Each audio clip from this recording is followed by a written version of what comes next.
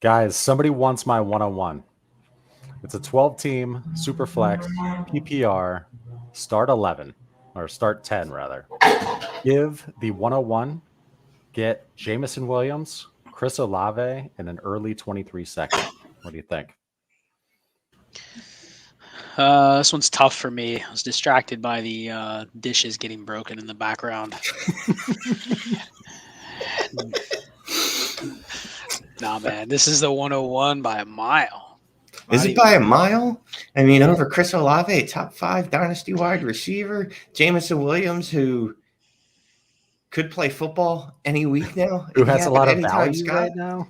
It's not what I want to do with the 101 if I have it, break it up into this type of trade. I think it gets into an interesting discussion on what can you do with the 101, because if you plug it into a trade calculator or you look at where it's going to go on a startup, you should be able to trade the 101 for, 101 in a second and get Joe Burrow. Right. Are you really going to be able to do that in deals though? Are you really going to be able to attach the 101 and get those top 8 to 10 assets in Dynasty? And that's where I think the true test of the might of this 101 is going to come in. Is it on paper? It looks like, man, it's the most valuable pick we've seen in 4 or 5 Dynasty years, until you're trying to trade it away. And then it's like, man, it's way too much risk because I know it's a running back. So yeah, I would still take it though. So this should be quick because it's a pretty short list, but okay. Who are we giving up the 101 for right now? We know it's locked Jamar up. Chase, 101, Justin Jefferson, Jamar Chase, Justin besides Jefferson. quarterbacks. Besides quarterbacks. Jamar Chase, Justin Jefferson. I'm giving up the 101 and getting these players back. Correct. Jamar Chase, Justin Jefferson. 8 quarterbacks, and that's it. Yeah, good talk. Good talk. That's it. I mean, it's probably the final quarterback. It's probably Allen, Mahomes, Hurts, Herbert, Burrow, Jackson, Deshaun Watson, and then it's either between Kyler Murray, Justin Fields, if you want to pick between the favorite one of those. But that's, you could stop at 7 and say Fields and Kyler are right outside of the tier, but I mean, it's less than 12 players, which means the 101 is going to be a first-round startup pick. So when you apply it that way, okay, if you're taking the 101 in the first round of a startup, you should be able to move up a couple spots. Yet if the quarterback tier ends at 106 or 107 and you're at 110, what is the gap between those 3 startup picks? On paper, it's not much until you try to make that trade, and it's like, I need another first, So maybe it's bigger than what we think. Yeah, I want the 101 over Justin Fields and Kyler Murray too. Kyler, I love you, bro, but you just hurt me badly. I think the 101 is worth more than you. So Shane's got the 101 at like the 109-ish in Dynasty. 2 wide receivers. Yeah. Sounds about right. 109. 6 quarterbacks, 2 receivers. We just went through it. You said you'd take them over Kyler and Fields. So 109, Shane, that's about where early Barkley was going in. Hey, look how well that worked out. I mean, Barkley smashed as a rookie, and then he was good again this year. So precedent is setting it. Yeah. Okay, so if you're still with us watching on replay, 50% of people, did you know, leave within the first 30 seconds. So bye-bye. I would wave to them bye-bye, but they've already gone. We've got a bunch of subscribers who are going to be joining us tonight, sometimes upwards of 300 plus.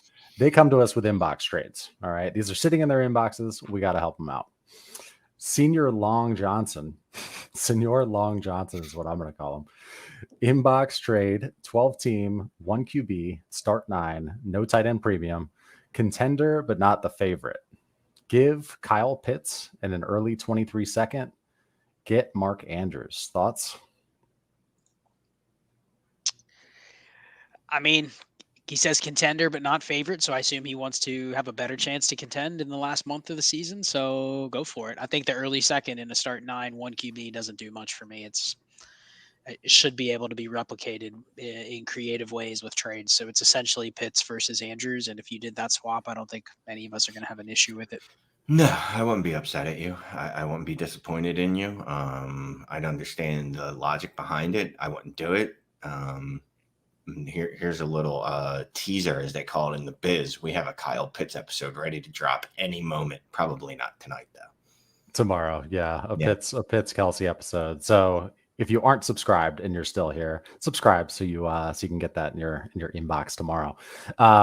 Yeah, I mean, it's a pretty reasonable tax, right? Like the Mark Andrews owner isn't taxing that badly. Given Kyle Pitts the start in early 23 second, like you said, in a 1 QB start 9, it's pretty fair. I'd take the Andrews side if I wanted to have a shot at the ship. Yeah. All right. Rock on. So we're telling him to get Andrews as long as we don't know the rest of his team. It sounds right. Yes, you guys are telling him to go get Andrews. Yeah, we'll enjoy our Pitts Kelsey show tomorrow. Okay, so let's move on. We did have an early super chat that we will address. Our boy Matt Gilbert, thank you very much, appreciate it. Inbox trade, 10 team, 1 QB, half PPR, no tight end premium, start 9. Give Kyler, Devin Singletary, and Dulcich. Get the 2023 101. Have Herbert at QB, stud running backs, and Mark Andrews. So real quick, I just need to revise something. Now that I see this on paper, no, I'm taking Kyler over the 101, at least in this format. You have Herbert, and then who? Who's your other core? Oh, wait, it's 1 QB. Yeah, Holy crap sticks. This Smashing is the 101. He paid $5 to talk about how much he just fleeced his entire league. So great job, Matt Gilbert. That was well worth the $5 because I don't know. So it's an inbox. Thinking. So it's an inbox. Oh my God, go ahead, accept, bro. Yeah, Matt, hit accept and then let us know in the comments. Let everybody. You know what the crazy thing is? Who even wants to put Kyler Murray in the inbox right now? Anyway, I don't get it. Look, all I'm gonna say is, good for you. I'm happy for you, and just let Dude or Dudette know that they are on the Dynasty trades and 5 live stream. They made it. They did it. Good for them. Yeah, exactly. You should point them to this after you hit accept tomorrow. Point them to this and be like, man, you had an awful trade there. No, I mean, point it to them right now as you hit accept and be like, hey, we just discussed that trade. And they'll be like, oh, that's awesome. Let me go check it out. And then I'd like their reaction in real time. Yeah, he or she should join us. So yeah, I mean, let's give them a little bit more of an answer here. But yeah, half PPR too. 10 team, 1 QB, half PPR, start 9. I mean, you want the 101. Ha ha ha. Yes, I wanted to flex. Okay. All right. Fair enough. So you did hit accept. Celebration. All right. Well, thanks, Matt. We appreciate that, buddy. Okay, let's go to this one right here. We will go. Well, first we'll say good evening to Eric. Good evening, Eric. That's Scott's co-host on America's Game. He showed up. Hi, Eric. Thank you, Eric. Hi, Eric. Appreciate the support, homie. Here's another inbox trade on a failed contender. Superflex, 12 team, start 9, half PPR. Give Stephon Diggs and Dalvin Cook. Get Marquise Brown and the 2023 106. Not his pick, and a 24 first. Okay, so Superflex, 12 team, start 9, half PPR. Give Diggs and Dalvin. Get Hollywood, the 106, and a 24 first. Which side are you taking? Yeah, half PPR. I'm good with it. I'm good taking the 106 and Hollywood for Diggs, and then the 24 first for Dalvin. I mean, he says failed contender. The only thing I don't like about this, and maybe this is just me feeling a little spicy, is this definitely helps out the team that's trading away the other 3 pieces. It's kind of bailing them out to make a title run, I'm guessing. And they're trading away a player that's currently injured / on an offense that could be packing it in at any point. He's able to kind of milk this value in for his 2, I'm guessing he thinks mid to late firsts. So you are bailing them out, but for your team, I think you're doing well for your team. This is probably the best package of 3 strong assets you're going to get for 2 guys that as soon as the offseason hits, the market's going to be a little down on. Quite frankly, I don't care if this helps another roster. Well, why do I care? It helps me, which is more important. So now what you need to do is go find whatever teams he's competing or she's competing with and try to offer them stuff too and be like, you just see the move that Franklin just made?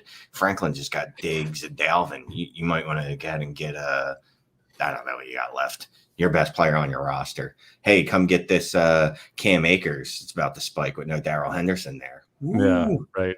Yep. And at least he got or would be getting his 24 first. So trading a couple older assets, at least you got a hold on that 24 first in case something goes downhill with Dalvin, which it very well could. Diggs hopefully will be around for a while, but yeah, good with it. Get side. All right, thank you for the question, Devin. Let's go to another one here. We'll pull up this super chat while I find another question. Jeffrey LeBlanc, thank you very much. 2 QB, start 12, 8 teams, half PPR. Got CD and a 23 third. Gave Godwin, Bateman, a late 23 first. Did I overpay for CD? I have the 101 in 2023 and 2 2024 firsts.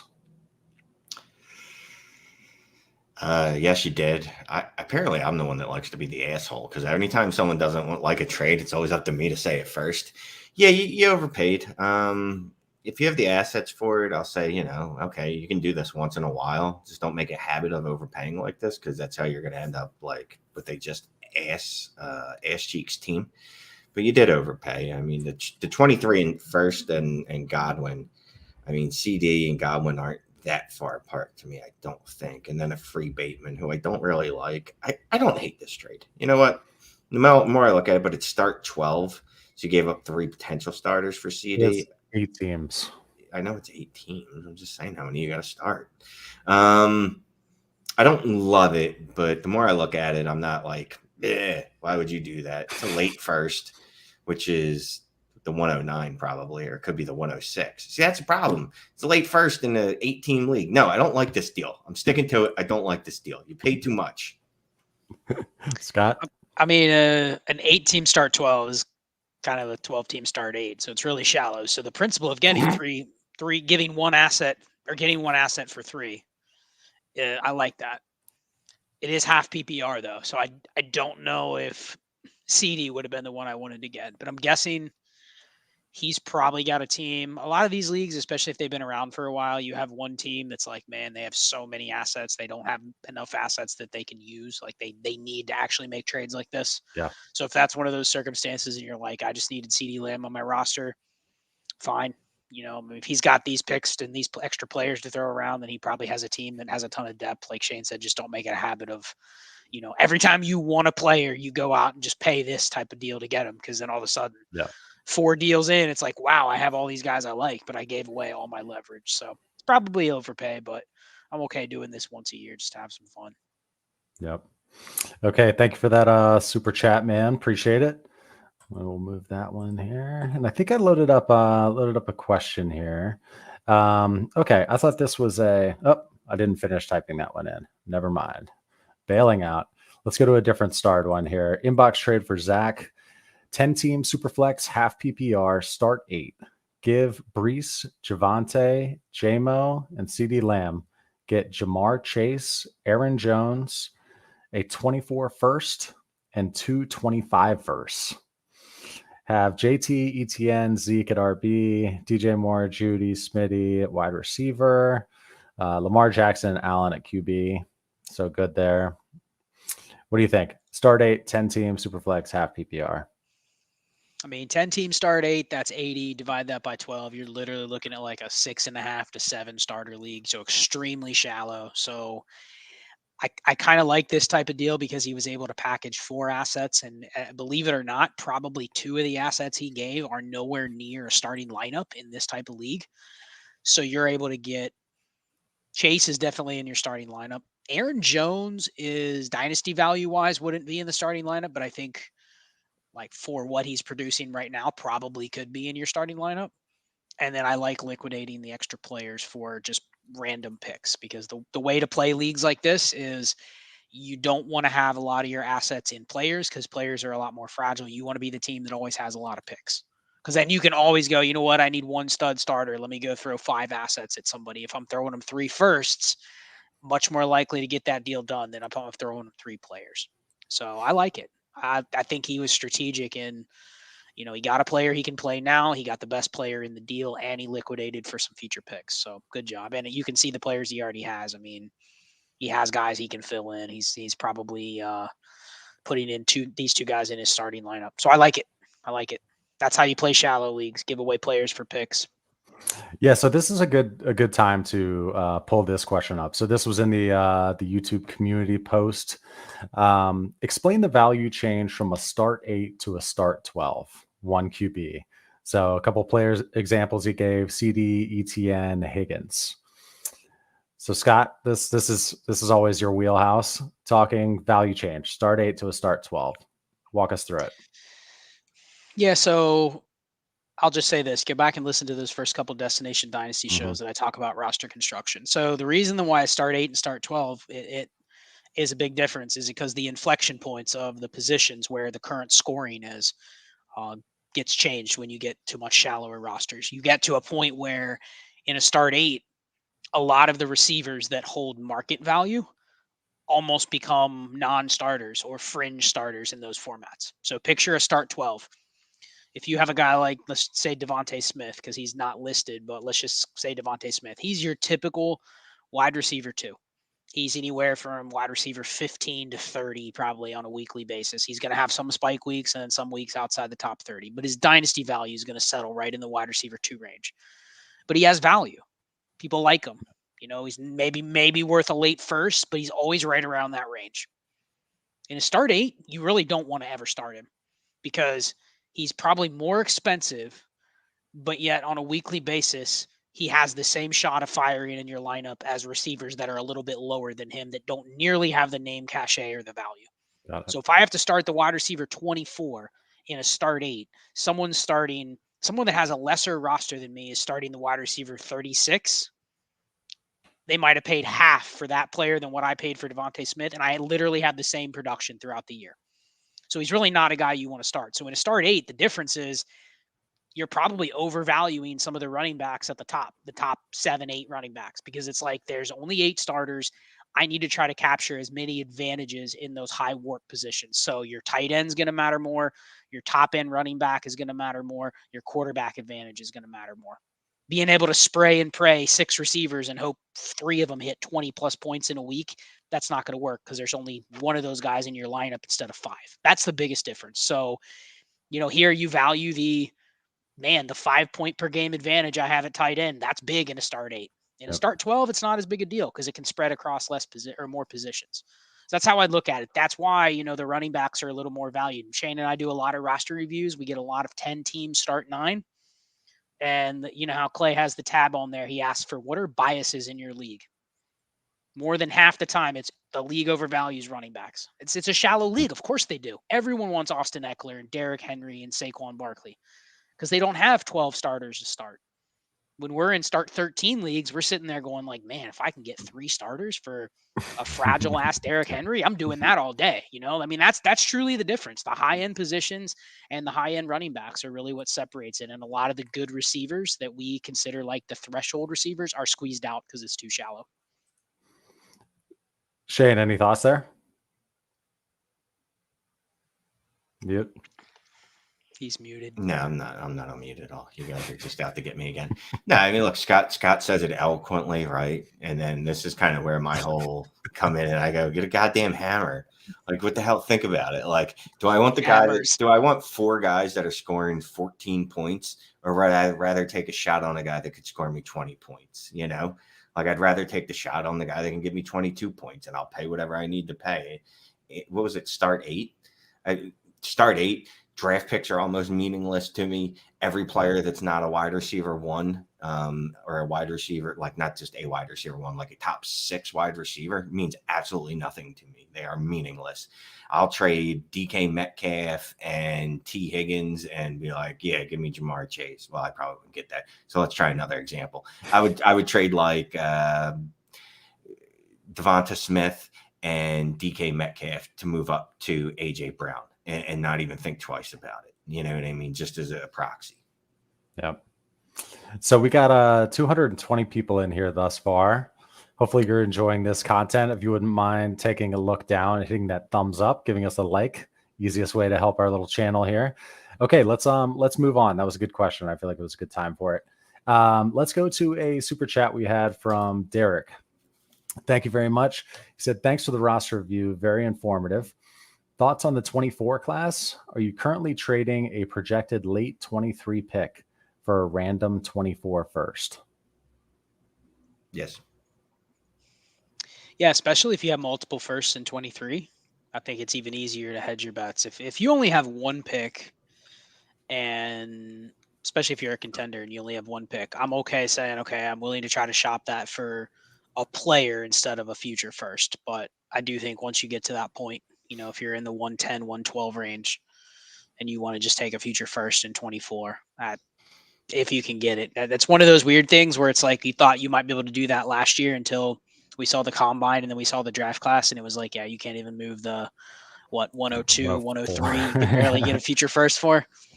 So I do think that could happen this year too, where there's the 24 class is getting a lot of hype. Saw another one of the first round quarterbacks go down this past weekend in college. So, I mean, you could get to a point where it's like you get to the end of the 23 class and I like the players there, but I definitely don't want to move it for a pick that maybe my 24 first is the 106, 107. I'm not taking that risk. So you may have to do this now if you really want the 24 pick. Yeah, I think it was in our last live stream. This guy was asking, should I take my what should be guaranteed, 111, 112 and spam it for a 23 first and a 24 first? And we said, yeah, spam away. So definitely just, try that first, I guess. But yeah, we would trade it away for a random. Well, and let me just add this. Dynasty managers are getting smarter by the day. 5 years ago, you used to be able to move a late first for a future first and a second. Easy.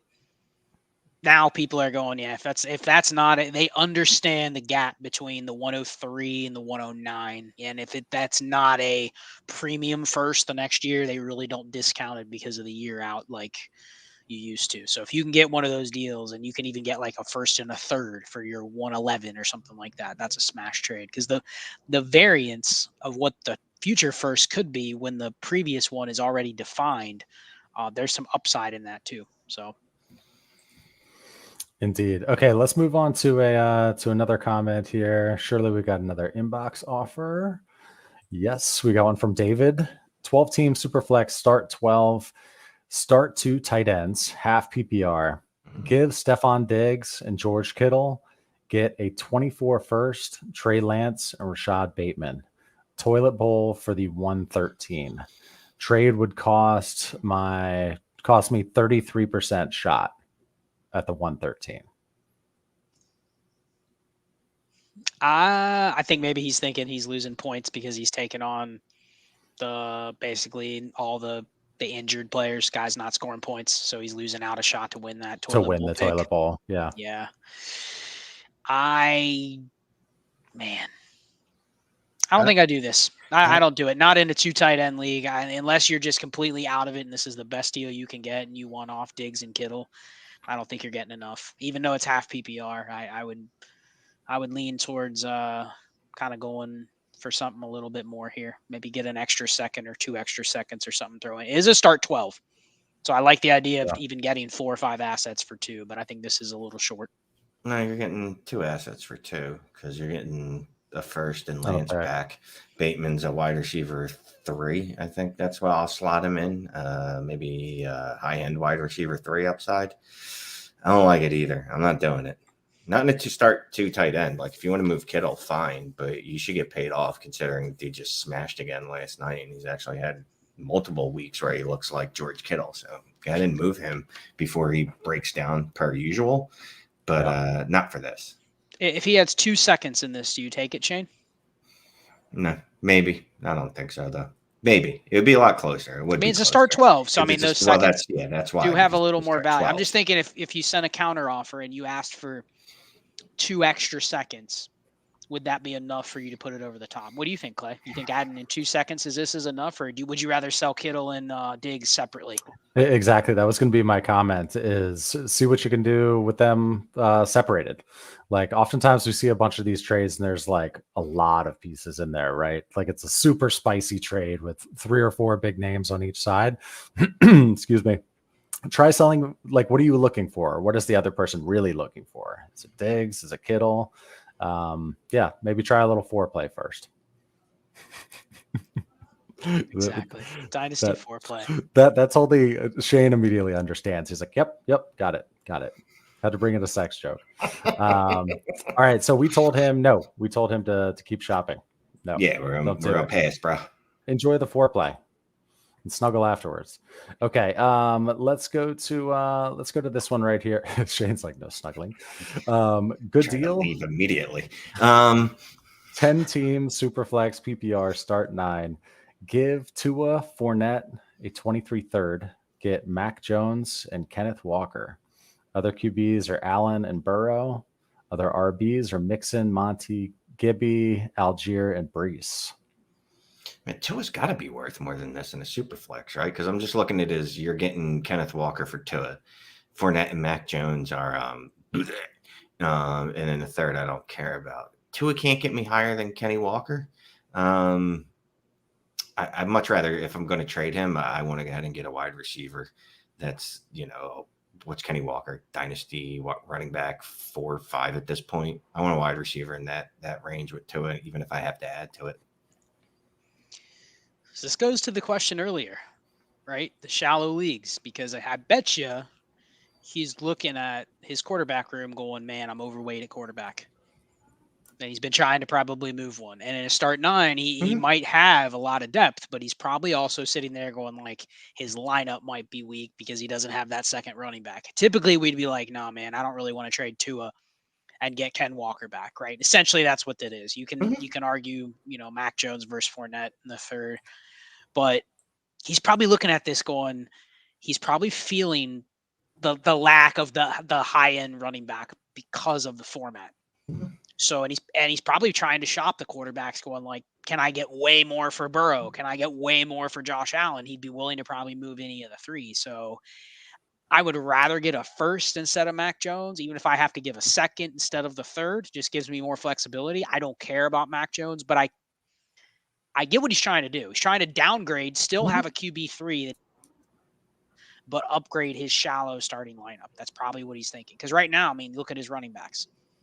If he doesn't have Mixon, especially, he's getting crushed probably at running back by a couple other teams that have higher ones, and they don't necessarily need to have Josh Allen or Joe Burrow to still beat him because it's so shallow. So try for the first. Kenneth Walker in a first is good enough for me to move Tua. Yeah, Kenneth Walker in a first, and I do this all day. I got to be honest with you. The more I think about this, I know what he's trying to do. Yeah, I'm going for a title. I'm trading Tua for Kenneth Walker. I get if the best you can do is getting Mac Jones back, fine. And then I'll just try to trade him for some random seconds if I can. Maybe he'll have a good week one of these days. Yeah, I think he has the flexibility to be able to do this. Okay, let's move to this question here. Of course, I hide that one.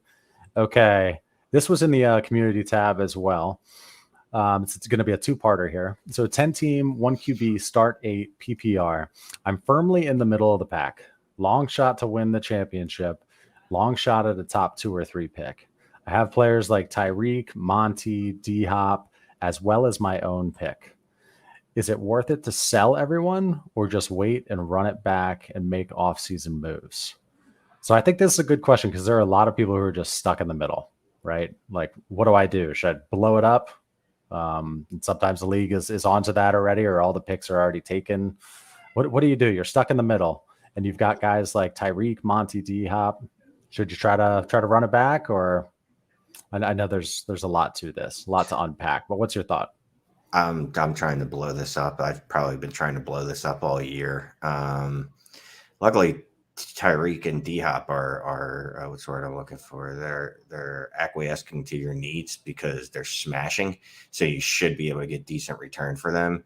And David Montgomery. He has no Khalil Herbert, and look at that. All of a sudden, he had a 80% snap share, and he had 70% of the rushing work from running backs in what do you call that place? Chicago.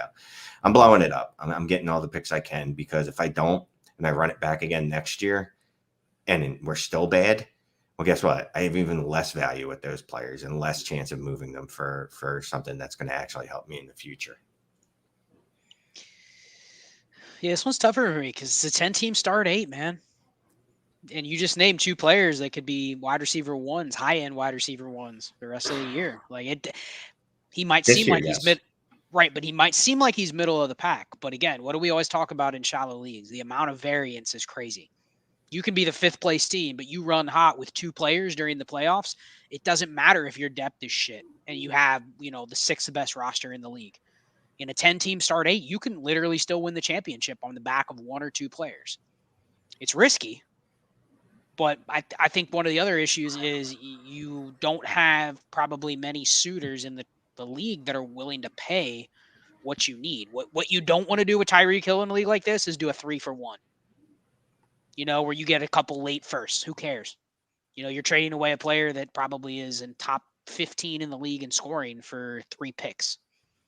So then all of a sudden, great, you have a bunch of picks, but now you have a roster that goes 18 deep and, none of them are top 20 players. Then what? Then you have to go back and find people in the league that are willing to consolidate. So I guess you got to know your league. If it's a league where you can is a team willing to give you, let's see, Drake London in a first or something like that? Is someone willing just to throw around assets because, they're not scoring points? If it's that type of league, then yeah, you're moving Hopkins, you're moving Tyreek, you're moving Montgomery.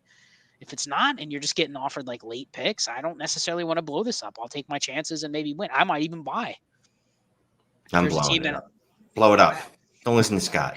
I'm not saying don't blow it up. I'm saying don't blow it up and just take, sell all 3 assets for 7 pieces. Because in a start 8, you're going to be begging for consolidation later. We'll leave it at that. Josh, thank you very much for the super chat. He said, "What's up, boys?" What's up, Josh? Moved a 23 and a 25 first for Aaron Jones and a 25 second. Moved Aaron Jones for Najee and Ayuk, and moved Ayuk for a 24 first, all in one day. Put in a lot of work. Gave up a 23 and 25 first for Najee, a 24 first, and a 25 second. So what do you think about the net there? So he gave up the 23 and the 25 for Jones in a second. And then he turned Jones into Najee and Ayuk. And then he turned Ayuk into a first. So you could almost take the 23 and the 24 first and wash it out. And he ended up basically, turning it into a 25 first for Najee in a second is the way that I read it, essentially. Well, he says at the end, he summed it up, gave up a 23 and 25 first for Najee and a 24 first and a 25 second. And I kind of washed out those other picks. Got it. So he kind of, unless you value the 23 way higher than the 24, I don't hate essentially giving up. If you just wash out the 23 first and the 24 first and second, he gave up a 25 first for Najee.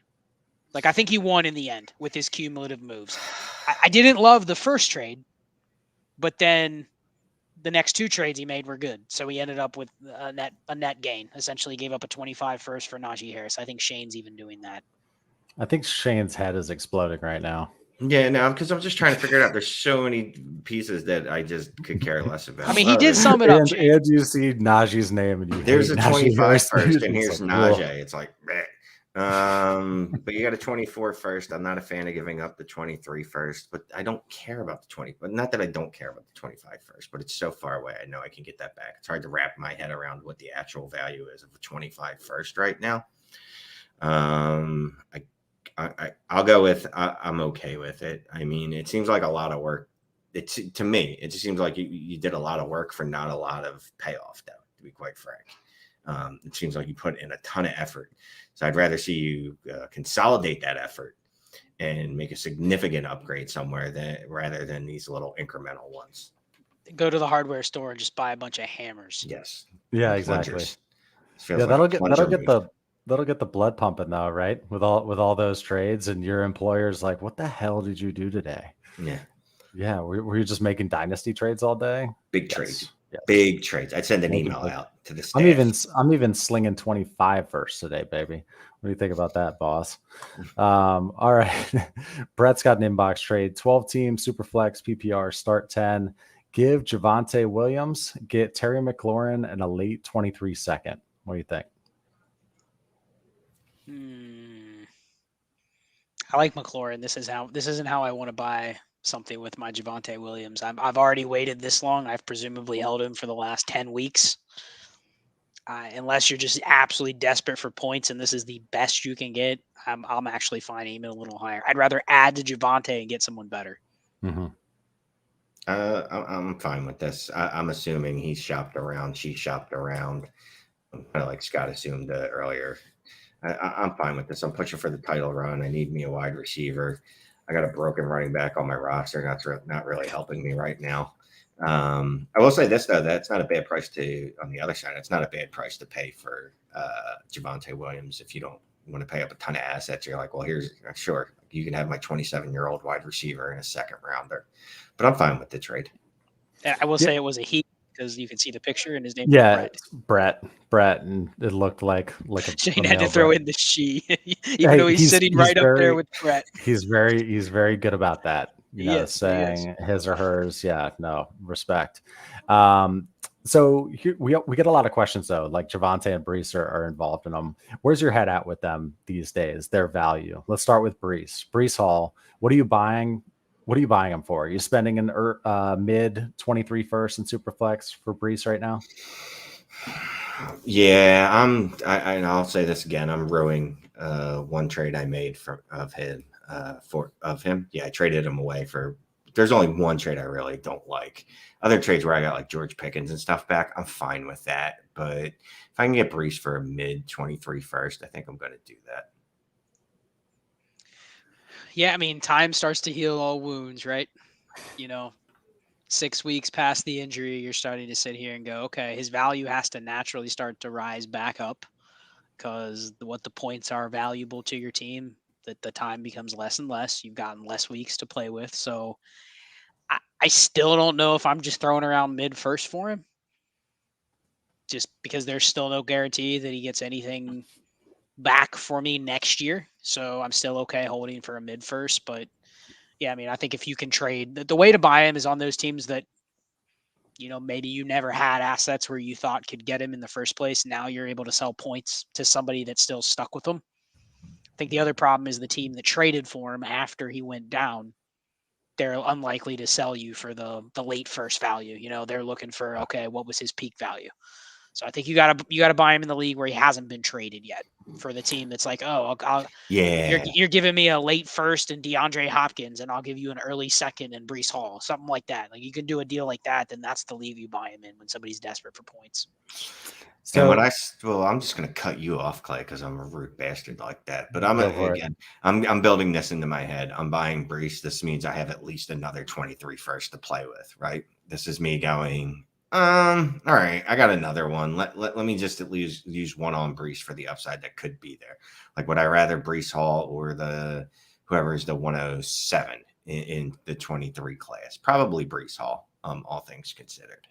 So when are we projecting Breece to be back on the field? I mean, it all depends. Like he tore his ACL in, it's early October. So it's hard to say it's going to be any sooner than, I don't know, first month of next year. Yeah.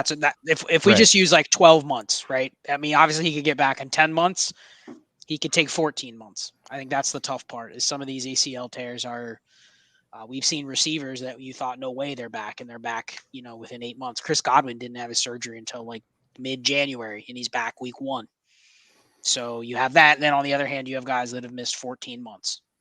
So I think it just depends. I mean, I think his was not as bad as J.K. Dobbins, but it wasn't like a super clean one where there's no other damage. So I think he's probably, I would just say 1 year. So call it, I don't know, week 4 next year. So, and I'm not necessarily saying you are buying him right now, but if you're buying Breece Hall right now, Shane, which surely you are in one of your leagues, are you buying him for his future production, or are you buying him to then flip him when, you see the first videos coming out with him cutting and whatnot? So you buy to hold or buy to sell? Well, it's a couple things. I'm buying him because he's still at a discount, right? Because considering he was the 101 in rookie drafts last year, and after his 4th game this year, you would have had to pay like multiple firsts for him. So it's probably a little of both. I'm trying to be less skittish about running backs. I'm trying. So we'll see. More importantly, I'll have him on my roster and I can figure that out later. Like if camp reports come out that he's looking great and he's in the best shape of his life and he's grown an extra ACL, so he's going to be fine, then, and everyone comes knocking for him, then I'll go, all right, well, let me see what wide receiver I can get for him. Yep. But I think right now I'm probably holding him for production. But, so much changes in between now and the regular season. And we've got another 10 months for that. So there's going to be more than enough time to let his value accrue and then decide, all right, well, I just know that I'd rather pay for him now than in 6 more months. Yep. And we'll just sideline Javonte. It took up too much time there. We got a lot of stuff to run through. No, it's on me. And we got a hard stop, hour and 15 in. So let's get rolling. Tommy, thank you very much for the super chat. 8 team start 11, 2 QB, 2 tight end, half PPR, half tight end premium. So it's a full PPR for tight ends. Give Dalton Schultz and DPJ get the 2023 201, 301, and a 24 second. Rebuilding and no tight end depth behind Pitts and Schultz. Done. Give Dalton Schultz. Yeah. Oh, yeah, I guess. Yeah. 8 team, so you're probably looking at worst. What, the 109, 108 in real life? Yeah, do this. See ya. That'd be the 109 in real life. So what's Dalton Schultz worth to you in this format? Start 2 tight end. It's a very small tight end premium, but is he not even worth that 201 to you, Scott? I think he is worth the 201, but I actually like getting the other picks for Donovan Peoples-Jones. He's in this format. He's it's half PPR and it's a shallow league. So he's outside of probably startable range, and I'd rather have the flexibility of the 2 picks. And I think the other thing is we're starting to see it this year. You don't need to be a 4th or 5th year tight end to start becoming startable. Like Dalton Schultz is good. There could be 4 rookie tight ends next year that have good RAS profiles, and it's like they're this year's Greg Dulcich, Daniel Bellinger, Cade Otton. They're just as startable as Dalton Schultz. So I'd rather take the liquidation, hit the re-roll button, have the extra picks, and I don't care that you only have 2 tight ends. You should be able to get tight ends pretty easy. There's a lot of them to go around in this range. For me, it's pretty simple. Whoever is at the 109, even if it's the 109, even though it's the 201 in real life, it's the 109. I want over Dalton Schultz, regardless of this. Could be Michael Mayer, honestly, if you really wanted a tight end. And I don't even like Michael Mayer, but I'd probably take him over Dalton Schultz. So women love his music, man. They do. Body is a wonderland. Really like that. That's what you say every morning, right? Oh, now I hear the mute going on, and nobody can hear Shane's mouth tonight because he did get the Logitech X90 Pro Z4, whatever that is. It's quiet.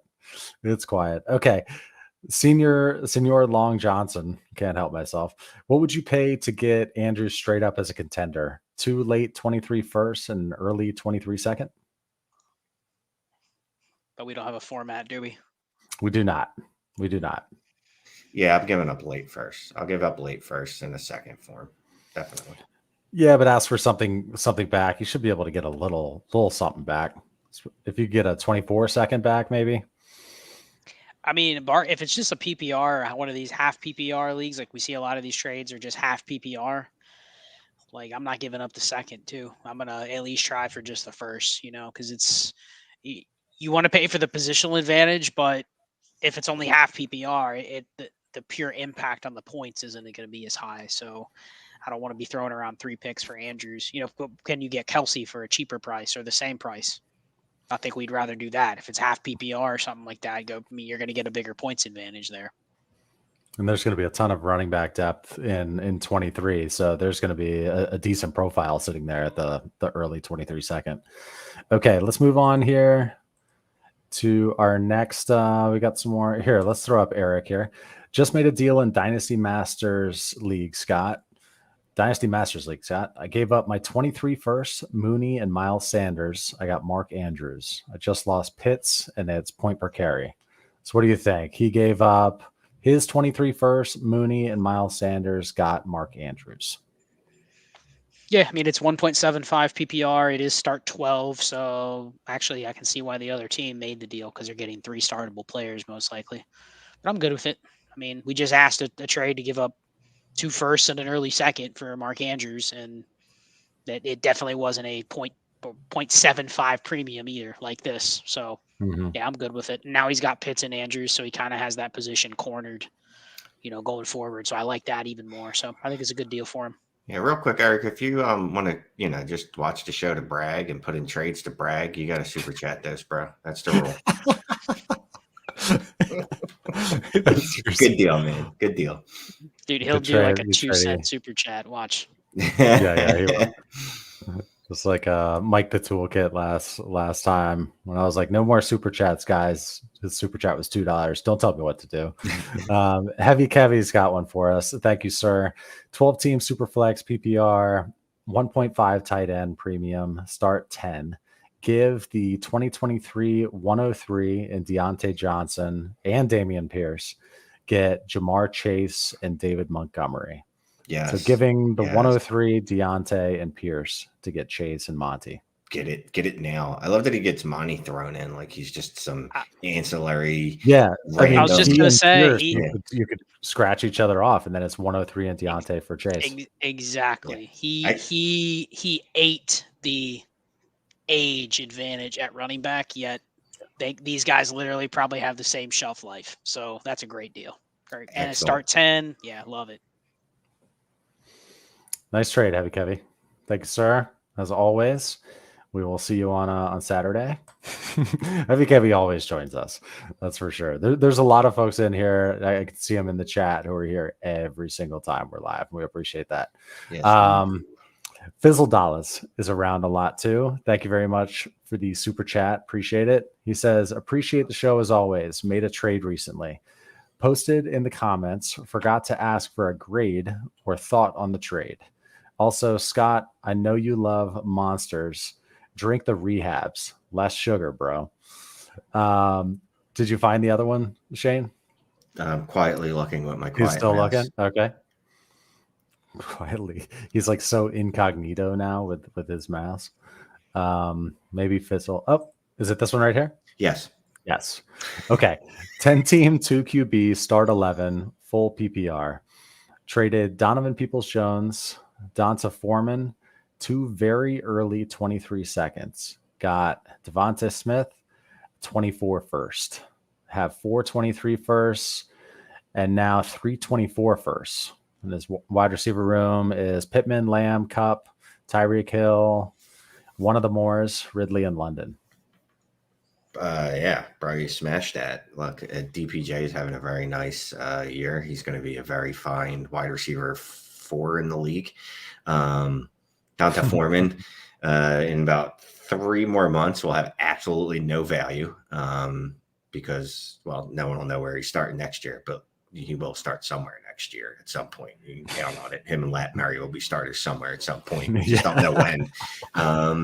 You got Devonta Smith. He could be a wide receiver too. Like Scott said, some weeks he's between 15 and 30, and you got a first. So I love it. That's the 2 best pieces in the deal. Yeah. You got great value there. And Fizzle, I drink the sugar-free monsters, so I trade chemicals for sugar. So touche. No, great trade there, and good looking team. Good looking team there. You got youth and hammers. Love it. All right, thank you very much. Let's move on to the next one here. We've got a bunch to cover. What are we? 48 minutes in, and I assume everybody who hears me talking right now, hears this lovely voice, has already pressed the like button on the computer. Maybe not. Shane, get your resident like, please. Check that out while I pull up this next one here. It's not great, Bob. Ooh, not great, Bob. It's less than 50%. If it was a completion percentage, if it was a completion percentage, it would be compared to Zach Wilson. And not for anything good that he's done, like smash people's moms. Well, we survived for over a year. Okay, Justin Gray, thank you very much for the super chat. Very generous. Thank you. 12-team PPR, start 9, super flex, 6 point per passing touchdown, rebuilding team. I have Herbert, Fields, and Lawrence. Nice. In our first Dynasty season, should I shop Fields or T-Law for picks or youth? Lineup looks great for the future. Only blemish is RB2.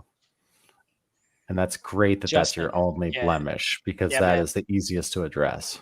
Yep, that's not a blemish. That's the easiest, least impactful place or position in Dynasty, especially in a start 9. 6 point per passing touchdown. Like Herbert's a smash, and then you can kind of hedge your bets on the development of Lawrence and Fields. But I'm definitely not rushing to trade those guys now because of all the players. Shane just said it. What's going to happen to a lot of running backs when you get to the offseason? They're going to fall. What assets are pretty much guaranteed to be like top 20 assets in February or March? Trevor Lawrence and Justin Fields. So the time to move in for, filling lineup holes is not right now. So keep them in mind, like be willing to shop, but if you're moving one of those guys now, especially Fields, it's it for a massive premium that reshapes your team. Here's another one that I found that you guys start. I'm assuming this ties in. Offers in play for one of them are Burks and 23 and 24 firsts, and then Waddle and a 24 first for Fields. All right, I'm pretty high on Waddle, so Shane's eyes lit up when he saw that Waddle in a first. I got twinkle. I'm fine with Waddle on a 24 first for Fields. Now, it's obviously I much prefer be like, just give me one of the top 2 wide receivers. Well, no one's going to do that. They're not. But Waddle on a 24 first, I like this a lot. Waddle's a top 10 Dynasty wide receiver, even with Tyreek Hill on his roster. So not Burks, though. Definitely not Burks. And 6 point passing touchdown. I think that kind of allows me to move off Fields a little bit more so than I would want to give up Lawrence based on their current value. So I can get behind it. I can get behind that. That's essentially getting like 3 firsts for Fields in a format where he's not as dominant. So that's a good deal. Yeah, and as always, see if you can get some backup quarterback thrown in on that side. Then still, since you're giving up a QB without getting one in return, if they have like friggin' Case Keenum, even like anybody, maybe not him. Oh, my favorite backup, Tyler Huntley. Go get Tyler Huntley off. Huntley, yes. Well, it's a 6 point per pass touchdown. I threw some touchdowns too. Anyway, thank you very much for the super chat. I will stop rambling. Let's move on to next one here. Inbox for Gavin. 12-team Superflex, start 10, PPR. Give Dulcich a mid 23 second. Get Deontay Johnson. Done. I am getting worried about Deontay Johnson, but yeah, I still do this. Yeah, we're not even going down that road. I'm just saying. He needs a good quarterback, and he'll be fine. George Pickens seems to think that Pickett's fine. I'm just saying. He's starting to trend like the DJ Moore direction, where all the peripherals are there, 25% market share, but the fantasy points aren't following. What's going on? But you like target share a lot, Shane. I do, but at some point when you can't convert target shares into fantasy points, you turn into DJ Moore, and I go, you know what? Maybe the best thing you are is wide receiver too, like mid at that, bro. That's what he is. And I'd still take that over Greg Dulcich in a mid-second. Well, no. I'm just speaking. Yeah, I'm sorry. I don't want to give the belief here that I'd be giving up that for get that for Deontay. That's not enough. But I was just speaking in general. I'm a little worried about Deontay lately. We get you. Yeah. Alex has a question. Does Pacheco have any value beyond this season, or are you better selling if you're in a rebuild? Trade deadline this week. Thanks for always responding. We had to pull this one up, right? The last thing is thanks for always responding. So we had to respond here. Well, I think it would have been more ironical not to respond, but whatever. Or ironic. What do you think? Yeah, I'm flustered by the word ironical, so I'm not really sure where to go with that. But I'll go anytime you are rebuilding, you can always sell running backs, regardless of if they're Austin Eckler or Isaiah Pacheco or Deion Jackson or whatever level they're at. You can sell them. But to answer his question, does Isaiah Pacheco have value beyond this season? Yes, he is a body that will exist on an offense and probably get touches, so he has value. How much value remains to be seen. But think about if he gets to a point where it's like, oh wow, people are talking about multiple seconds or something like that, then you start to fade the fact that maybe he's not that good. But if he's a throw-in and he's not worth a roster spot, of course he is. So yeah, trade him because you're in rebuild mode, but don't look at next year and go, oh, he's going to be, I think we've seen he's good enough to be on a team and have a role. Yeah. How big of a role? Does he have a competition that's better than him next year? Who knows? But I think he's shown enough. He's on a roster. He's on a rookie contract. He's going to be in the same spot for a couple of years. So don't sell him for nothing. I'll sell him for a third, like Scott said. If I can get a second for him, I'll hold on to him. I can probably get a third for him at any point. Like he could go back into the closet for 3 weeks and then come back out and start a game, and I'll be able to sell him for a third. Like whatever. Add a third to him if you can get a second, but that's fine. You can hold on to him if no one's going to offer you at least that. Yeah, it's good to have some Pachecos. You know, I wouldn't go that far, but I mean, no, but I mean, like in terms of how we like to build rosters with being solid at wide receiver and quarterback, like the Tony Pollards, Jamal Williams, like Pacheco, Tony Pollard's he's like the Alexander Madison of the next generation, so he's even greater than that. Jamal Williams, by the way, 12 rushing touchdowns. I don't know how many fantasy points he scored this year, so I'm just going to guess that his rushing touchdowns are 60% of his fantasy scoring. He's still a beast. Have you seen him like when he like flexes and stuff after this? He's a monster, dude. He's a big freaking guy. Okay. Looks like Shane with his shirt off. By the way, real quick shout out. If you don't follow us on TikTok or Instagram, you should do so. We've got some great TikToks and reels that we post up there. Yeah, there's a great one with Shane smoking a cigarette, actually, that we dropped yesterday or today. Okay, let's go on to the next one here because we are running lower on time. All right, let's go. Yeah, here we go. Ooh, Mr. Wonderful. Thank you very much, as always, sir. 10-team, Superflex, PPR, start 11. Get Justin Jefferson and Calvin Ridley. Give Drake London a mid-23 first. A 23 first that's late. Have Deshaun Watson, T-Law, Chase Higgins, DK Judy, London Pitts, 623 first. Didn't accept a deadline last night. Might have botched this one. Okay, so this one didn't end up happening. It was get Justin Jefferson and Ridley, give London a mid first and a late first. Yeah, I think he botched this one because it's a 10-team start 11. So you're talking about a shallow league. So being able to upgrade to Jefferson, but still get Ridley back, who you could maybe argue you could flip with another piece. Maybe you could add a second to Ridley and get another starter next year, something like that. I would have done this because I think this is one of those where he can be fine with having the first in Drake London. I'm sure he's fine with having those assets, but this is one of those opportunities where the consolidation for the format, and he had it in his inbox. And sometimes had a lot of firsts. Yeah, and sometimes it's you passed up on the opportunity that someone's actually willing to go against what the format says you should do and give you a deal like this, because you may propose it in a month and it's like, yeah, I don't really want to trade Jefferson now. I don't want to get it. I need to upgrade my lineup for next year. And you're just like, man, I missed the opportunity. So I would have done it, unfortunately. Yeah, all you can do now is set your Google Calendar reminder for whenever trading opens back up in your league. God damn, trade deadlines are stupid. Whenever a week 11 trade deadline. Whenever the trades open up again, just set a reminder for that date and just see if they've got to make this deal then. I mean, look, at worst case scenario, you held on to Drake London and 2 first, even if one's late. So it's not like you destroyed yourself, but yeah, the opportunity to get Justin Jefferson at it's still a ridiculous price, but it's not so absurd that like you've shattered your future prospects, especially when you have 623 first and you have wide receivers that are kind of probably already in that tier, and Higgins, DK, and London. But to be able to add JJ to Chase would have been salivating. Yeah, these ones are tough because you're giving up 223 firsts and London, and you've got so much leverage with all those firsts. You get a little bit a little bit greedy. Your own assets. But hey, he kind of called himself out on this one, and yeah, it was pricey, but who knows? You've got a lot of good pieces there, a lot to work with. So don't sweat it, Mr. Wonderful. Thank you very much for that super chat. Appreciate it. Let's move on to another inbox trade here. Then I'm going to try to find a question. Okay, I just saw one. Stickman, 10-team Superflex, half PPR, 0.5 tight end premium, so full PPR for tight ends.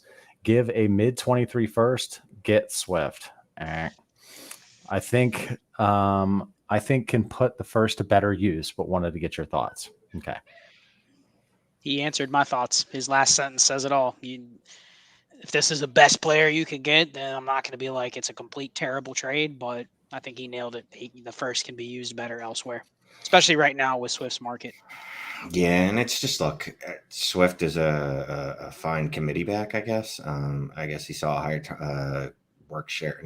snap share than Jamal Williams last week, but they don't trust him anywhere near the goal line. Like, they just don't. And they don't trust to get him enough to give him enough of a workload for him to ever be what we thought he was going to be. And can that change? Sure. Miles Sanders is having a great year after we gave up on him. But just keep that in relative terms. He's the RB 24 or something like that last I looked. So, yeah, I would have held on to the pick or used it for something else. But yeah, well, it's in the inbox. He'd be getting Swift. So, don't do it. Hard pass. Hard pass there. But, yeah, his head was in the right spot there. Okay, let's go to another. Excuse me. Just getting over being pretty sick. So, sorry if I'm a little bit loopy tonight. Sean's got an inbox trade, 14 team, 1 QB, give a 24 first, mid to late, and Lance for a mid 23 first. 1 QB, 14 team. I'm okay with it. It's a 1 QB. I mean, obviously, if he's got absolute zeros at quarterback, like there are times where we'll say take the shot on Lance because he could be the positional advantage, but I'm assuming he's okay at quarterback, so I'm okay doing this. It's a 2 for 1, but he could end up with a 106, and you're going to like that a lot better than what you're giving up. Yeah, I'm fine with it. Okay. Let's move on to the All right, next let's smash one. through. Ready? Yeah, smash through. Go. And hold off on ironical. Somebody put that in there. Yeah. To Timothy spotted it. English language is winning again in the weekly matchup against Shane Manila. Okay, let's go to. Did I already pull this one up? Yeah. Would you move Dak and a late 23 first for Herbert or Burrow? Yes. Done. Yes. I'd prefer Herbert, but I would do it for either. Yeah, because in your head, when you're thinking of a late 23 first, like is your head automatically going to rookies who could be there? No, not necessarily. Is it more so you're like, okay, this is me giving Dak and Devontae Smith for Herbert or Burrow? Is that where your head's at? Like, do you insert a current player as a late 23 first in your head? I'm looking at what rookies I think are actually going to be there around there. But everyone has their own process. But adding Devonta Smith in there instead is not a bad process. You know what I mean? It's still just, all right, well, this is probably the type of player that it's going to be based on where it is in the rookie draft. Plus Dak. Would I do that for Herbert? Oh my God. Yes, I would. Let's go hit accept immediately. Yeah, I mean so for me, I'll just keep this to like 15 seconds. I typically look at, if I have like Dak as my QB2, I'm not going out trying to spam this type of trade. But if there's a period where it makes sense, I would do it because of the value. But let's say I have Herbert and Dak, I'm not going and taking my solo first and saying, hey, let me go pay it to upgrade a quarterback. Because I kind of look at like Dak as my QB2. I'm already fine with really where I'm at quarterback. I don't want to use my first on just upgrading the position. But then you get into points where, like Kyler right now, you might consider paying Kyler in a late first to go get a quarterback that you feel has a little more market safety. Yeah. So sometimes there are times where you want to do this if you can get up to the quarterbacks where they're really not going anywhere. So that's it. But it's not like this isn't just if this was offered you would take it. But I don't go to all my Dak shares and go, let me add them to go up and get Burrow and Herbert. So, right. No, it makes sense. I will. I'm going into every Dak share I have right now. I'm going to see if I can add it first to get the Herbert. That's where we play differently. I don't want more than 20% exposure to any elite assets. So that's where we play a little differently. We could do a whole episode on that. Well, there's also the fact that it's not going to work in every deal. That's true. I know that for a fact. And also, I'll get tired like halfway through and just stop sending offers because I'm like, all right, that's 40 leagues. I'm done for now. James, thank you for the super chat. 12-team Superflex, start 8. Have the 101, 102, 106, 108. League doesn't value picks, won't trade studs.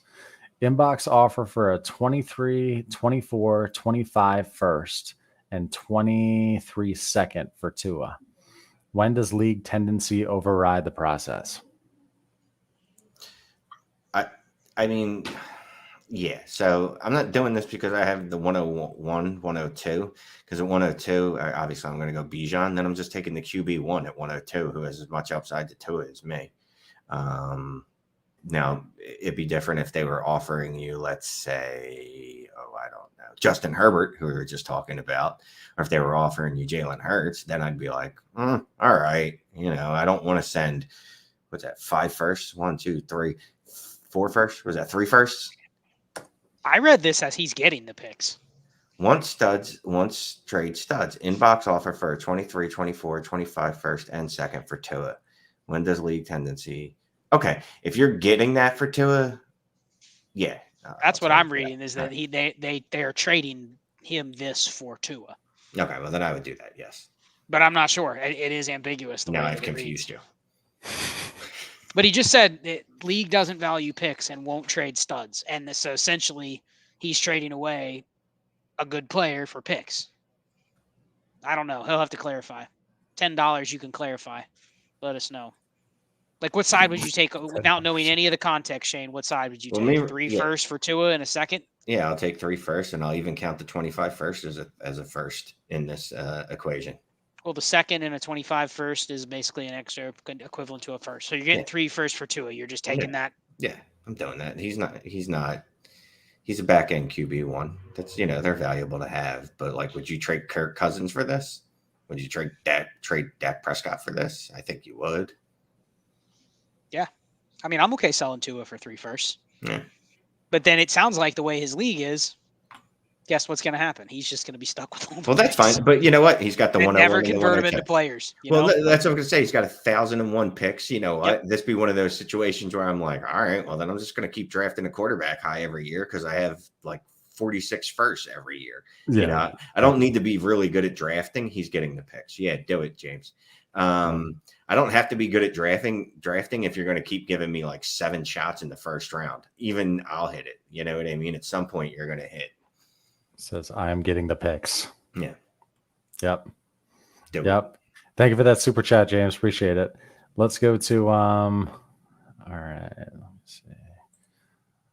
That's important for people who are rebuilding. I sold off my team. Best players are Devontae Smith and Goddard. But I also have the 101, 102, 103 as of now, and 2 other mid to late firsts. Did I deconstruct too far? What should I do now? Well, we don't know what he had before he got all these picks. So did he deconstruct too far? The answer is yes, if he was selling like the Jamar Chases and Justin Jeffersons of the world, right? That tends to equate to doing something too far.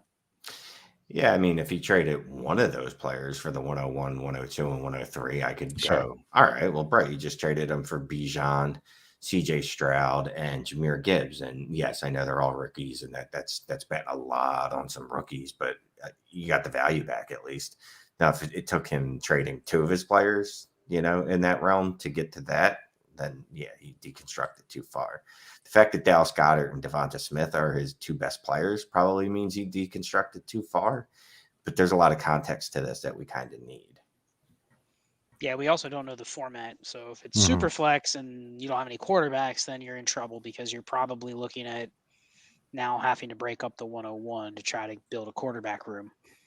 If it's not Superflex, then I think you just shop every pick as it comes, but you're willing to essentially just take best player available, best running back, best receiver, and just build your skill players. So we need to know more about the format, but we don't know where he started. Like Clay said, he could have started with nothing and somehow ended up with those 5 assets. And it's like, that was better than what he started with. So, right. This is why your math teachers, they make you show the work so you can see how you got there. You know what I mean? Because they're like, 46 is right, but I'm not sure you know why that's right. So that's kind of what I want to see. I did not copy off Shane to get that answer. Yeah, no, that's great. Matthew's got an inbox trade here. 10 teams, start 9. Give Trevor Lawrence a mid 23 first and 2/3 get Tua, Swift, and Jamal Williams. I'm good. No. The 10-team start 9. Like, the problem is, what do you do with Swift and Jamal Williams? You don't start them both in a start 9, 10-team, you know? You're probably thinking, I can start them both. Do you really want to start 2 Lions running backs in a shallow league? Probably not. No, I don't want to start 2 Lions running backs in the Lions only league. No. The value of getting both of the Lions running backs, it doesn't really hold any water in this format. So I would just I would keep Lawrence in the first and the extra thirds. Yeah, and when you're trading for Swift and Jamal Williams, it's just kind of a red flag right there. You know, it's like when I trade for Swift, I also have to get Jamal Williams to feel comfortable. Like that's kind of a red flag for me. That's how I look at it. Okay, so don't do it. Let's go to Mr. Wonderful gave us another big super chat here. Thank you very much. 10-team Superflex PPR start 11. Get Breece Hall a 2023 second top 3 lotto. Give a 23 first top 3 lotto. 23 first, that's late. Same team. Now we already hit the Breece trade earlier. I'm not giving up a top 3 pick and then another first to get Breece right now. Because I mean, it's a lotto, top 3 lotto. So if that ends at 101, how much would I hate absolutely everything that has ever existed if that's Bijan Robinson and I gave up Breece Hall for him? You know, like a straight up healthy Breece Hall. I still couldn't even make that argument over Bijan. That dude looks just ridiculous. Well, and here's the other thing. Let's say it's not the 101, but it's the 102. Mm-hmm. What is going to be easier for you to move to maybe get to the 101? It's not Breece Hall. You know, like you're closer to the peak having the picks in March than you're going to be with Breece Hall. So I think this is one of those where this could end up working out for him. It's just that this isn't the kind of trade I want to do in November, you know, before the next season starts, knowing what the class is going to look like. So I would have held off on this one. Or if he hasn't done it, don't do it. Yep. Okay. Thank you very much, Mr. Wonderful, for the super chat. Much appreciated, man. All right. Moving on to the next one here. Let's see. We got a ton in here. Connor, 12-team PPR, start 10, super flex. Trading away ETN and a projected late 24 first and mid 23 second for Chase. Or do I take Chase for ETN, Smith, in the mid 23 second? Bottom deal. Wait, which Smith is this? Why am I? I'm assuming it's Devontae Smith in a mid second. I would rather give that in the deal than the late first and the mid 23 second. I would rather basically throw Smith in instead of my 24 first. So that's one I would take. Yep. Yeah, same here. Mr. Wonderful rejected the trade. Good stuff. Let's move on to the next one. We have Tommy Fox. Inbox trade, 14-team PPR, 1 QB. Godwin and James Conner for Michael Pittman, Harris, and the 24 first. Both contending have Evans, Adams, Ayuk, DPJ, CMC, Carter, and Wilson. Looks like a free first to me. I'm taking that side. Yeah. Look, don't be blind. Harris. Damian Harris just outsnapped Ramondre Stevenson, even though he didn't outscore him, I don't think. But whatever. No, I like Harris. And Pittman is... I mean, you can blah Harris, but the other side's James Conner. Yeah, exactly. It's basically Conner for Harris and a first. Like that's a bit of or Pittman and a 24 first for Godwin. Any way you want to do it, the math works out. Like, yeah, you definitely want the 24 first side. Yeah, and when you accept it, don't be like, all right, now Najee's on the block immediately. Like, knowing that you don't, don't tell the league that you don't like him. Wait for another good game and sell him high. Go back to the guy that just traded him to you. Ask for James Conner in a first. Najee. Hey, Jalen Warren's going to be out this week, right? Again. Yeah. Okay. Brian S. Thank you, sir. 10-team, 1 QB, PPR, start 10, out of it. Inbox trade, have the projected 101, 102, a mid first. Trade JJ, get Gabe Davis, Breece Hall, Sky Moore, Darnell Mooney. Ship it or build around JJ and Taylor. Brian, this is one of those where you got to know the format. It's a 10 team start 10. You are giving up the best asset in this format for 4 pieces. Maybe Sorry. I can. He said, I'm just going to cut you off here. And a late 23 first. Missed that. So he's getting the late 23 you would be first. getting a late 23 first as well, but still. I mean, still, it's bad business to trade away 1 for 5. And when you already have the 101, the 102, and a mid first, and you have Justin Jefferson, and you already have Jonathan Taylor, like you could literally win the league next year, but you trade away Justin Jefferson, and now you have a bunch of, and I'll let Shane chime in. He's not even getting good players on the other side except for Breece Hall. It's like he's getting bench fodder in this league. So yeah, and that's the thing. So if this was Breece Hall, not girl interrupted season, like he didn't tear his ACL, like then I might even be able to think about it because I'd be like, oh, you're getting the running back one, and then JT has Breece Hall and AJ Brown. You doing that? If it's Breece Hall with all of his ACLs intact and he didn't tear it, yes. Well, that would be going back in time. So yes. We can't do that. But no, so there's no permutation. Yeah, that's a word of this deal that I would take. This is bad. Like Sky Moore, Darnell Mooney, Gabe Davis, not enough. I don't care with the first or not. You hold on to JJ. Now, if you want to rebuild around, trade off Jonathan Taylor, that's fine. But I'm not trading JJ for this. Okay, let's see here. What is it? An hour and 16 minutes in. I'm going to have to run here in a sec. Maybe you two, Scott and Shane can take it home here. Let's go to this one right here. So we got a bunch more to run through. I'm sorry, a little slow tonight. Tommy Fox. And what's the minimum? So there was a first part to it. Let's find that. Shane, can you be on the lookout for the rest of Tommy Fox's, please? Oh, God damn it. Don't bring him into this. Mike Conron, thank you very much for the super chat, sir. 12-team Superflex, start 10, PPR, inbox trade. Give Kenny Pickett, Chris Olave, and a playoff 23 first.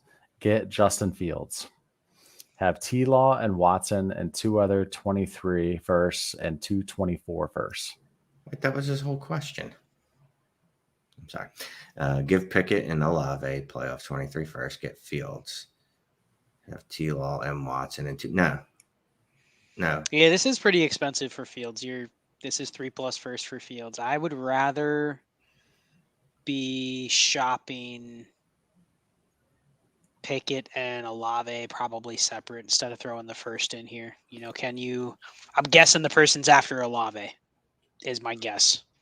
So can you find a way to get Fields with just giving up Olave and maybe the late first and then try to deal Pickett separately? I don't want to give all this, especially with his quarterback room that he already has. So I'm good with passing on this. Nah, Chris Olave's top 5 dynasty wide receiver. Step off, homie. I'm bringing that back. Tommy's question was actually in that. It was? Yeah. Okay. If you actually read it. Let's go. It's just he started and what's the minimum? What's the minimum you take if you're trading out of the 101? It was worth it to send Shane on a scavenger hunt to try to find a question that didn't exist. Tommy, I'll give you a 30-second answer on this or less. We already named the players I would take for the 101. You can count them on less than 2 hands. So unless the format warrants that you split the 101 into multiple pieces, and 80% of the questions we get on this channel, the format does not warrant that you're splitting the 101 into 4 or 5 pieces or even 2 or 3 pieces. The list of players. It's the 6 quarterbacks, Chase and Jefferson, and then, it has to be two really good players in the next tier if I'm trading out of the 101. So it's first round startup value, bro. Yeah, unless it's just a start 12 or start 13, it's going to take a lot to get this from me. Like we said, it's Jamar Chase and Justin Jefferson. Well, not both, one or the other. Yep. I mean, if you can get both for the 101, then smash. Matt Evans with a super chat. New here. Well, welcome, sir. Good to have you. We actually just eclipsed 4,500 subscribers today, which is very cool. Yeah. No, we appreciate all you guys, and over 100,000 watch hours, which means you guys all have a problem if you're listening to us for over 100,000 hours. Yeah, that's. I don't think crazy. that's per individual. That would be. Oh, it is. It is. No. You have Shane's head spinning. He's going, wait a second. How many hours have I been alive? Yeah. 2015 is going to come, Shane. In fact. New here. Want to know your opinions. PPR Superflex. This trade was week 5. I gave Pittman up for Edmonds, Garrett Wilson, 225 first and a 24 second. Good Lord. Yeah, you smash, bro. I mean, that's basically Edmonds a free Edmonds but... and 2 firsts and a second. Yeah, I don't care. And Shane likes the 25 firsts in this deal because they're basically free, right? I don't care about Edmonds. And quite frankly, I don't look, even if I wasn't getting the 20, you would have smashed if this was Pittman for Garrett Wilson. I just put that out there. Yeah. To get agree. Edmonds, which whatever. I mean, hopefully he's cut by now. But then to get random firsts for whatever decade they're in, I would take that. That's awesome. Yeah. Nicely done, and welcome. Glad you found the channel. Okay, here's one non-super chat here. Hey guys, Deontay Johnson in a 23 second or Jameson Williams?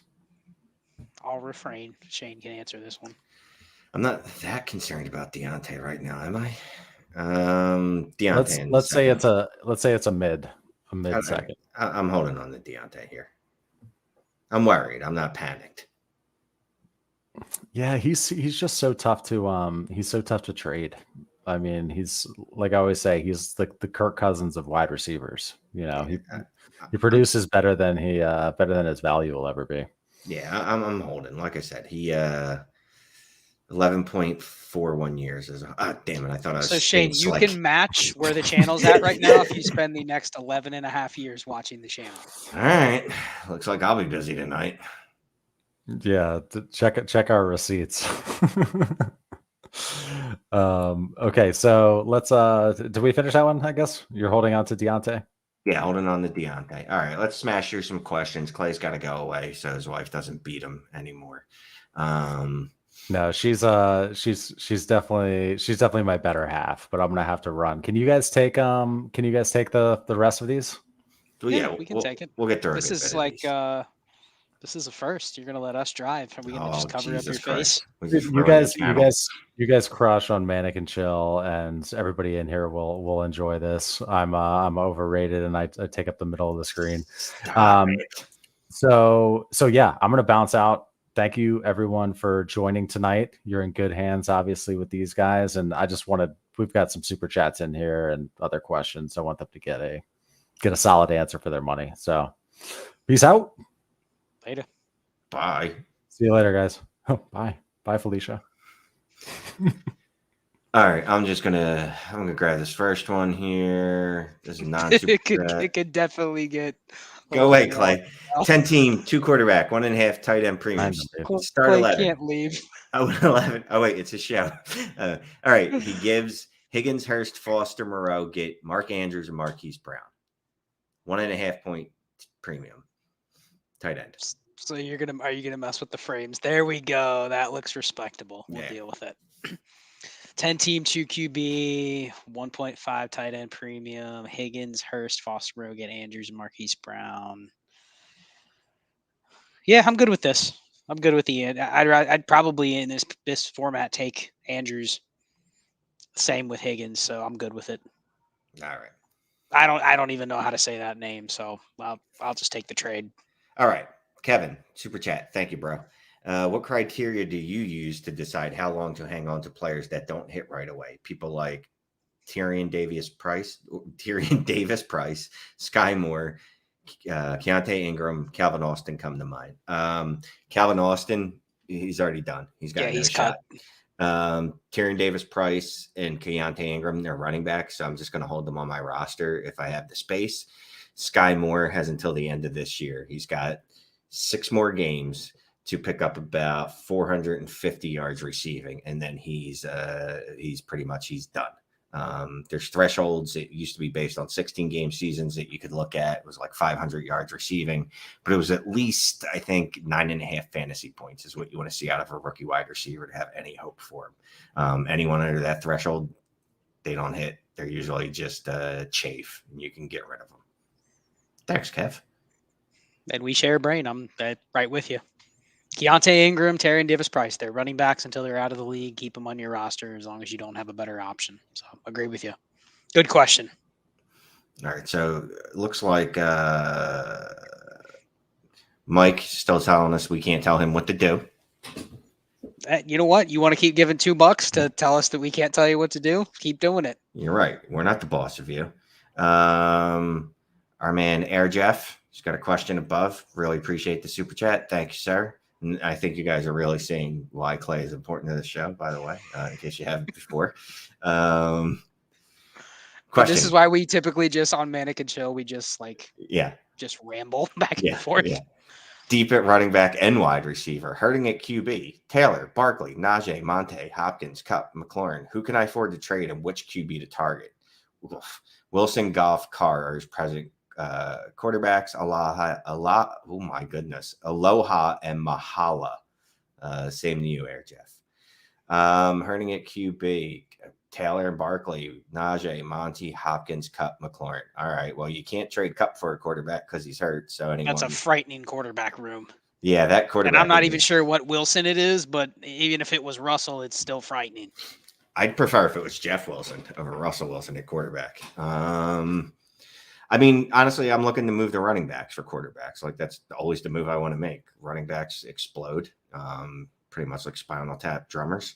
So you want to get off of them while you still can. Barkley is a 25-year-old running back who has a history of lower leg problems, who's playing really well right now. Who can I trade him for? It's got to be Barkley or Taylor, right? That you're shopping for the top. You want to try to crack the top 12 at quarterback. So even if you have to get into the Lawrence to a Fields range, I'm okay with that. With, where I'm going to aim higher, but I'm okay trading, Barkley if I can get Dak Prescott or something like that. I'm okay doing that given where he's currently at because he definitely is overweight at running back and you're not winning with that quarterback room. Bad quarterbacks. All right, let's show Jesse. Jesse, don't you lose that number. 10-team Superflex starts 10. What is the value on Cam Akers now that Henderson has been released? I'm 6-5 with a slight chance of making the playoffs. Should I sell high? Trade deadline is week 13. Love the show. Thank you. We love you, Jesse. Jesse, don't lose that number. I can't even read the question because it's Jenny. Oh. I can't even focus on the question because whatever. The correlation you're trying to add doesn't even make sense. But what does make sense is, yes, you sell Cam Akers high right now. Cam Akers is a trash can. Okay, let's be fair.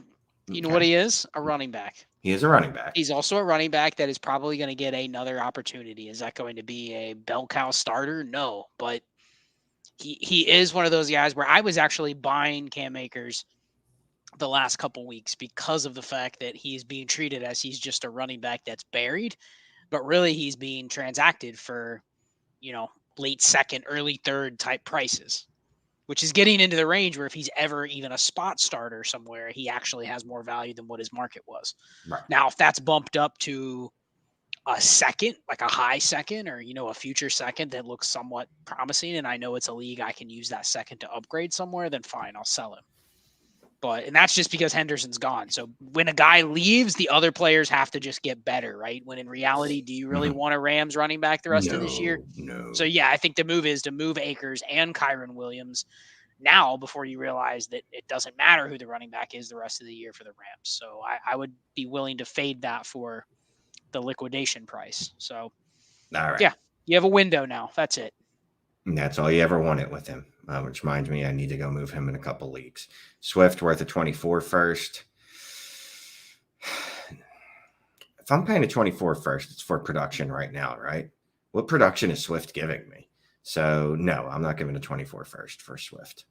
So he's not one of those that you would buy for if you have a good team, you wouldn't buy for a 24 first. And even if you have one of those rosters where it's like you could potentially be aiming for a high warp running back next year, you still wouldn't speculate, or you just would rather use your first elsewhere? Yeah, I'll use my first elsewhere. I think we're at this point where someone just asked us 3 minutes ago when we let go or when we move on from players after they've been in the league 3 or 4 years, and I see what they are. They pretty much have determined what they're going to be, so I'm not going to buy on him. It's right here. Logitech, great mouse. It's the best thing I've ever bought in my life. We did have another one in here. I was looking for it. It's the although I'm not sure if you might have taken it away. I did. Oh, here was one. No, I didn't do it. HDM the Savage just lost Kyle Pitts. Trade a 25-second for Juwan Johnson. Yeah, why not? Yes.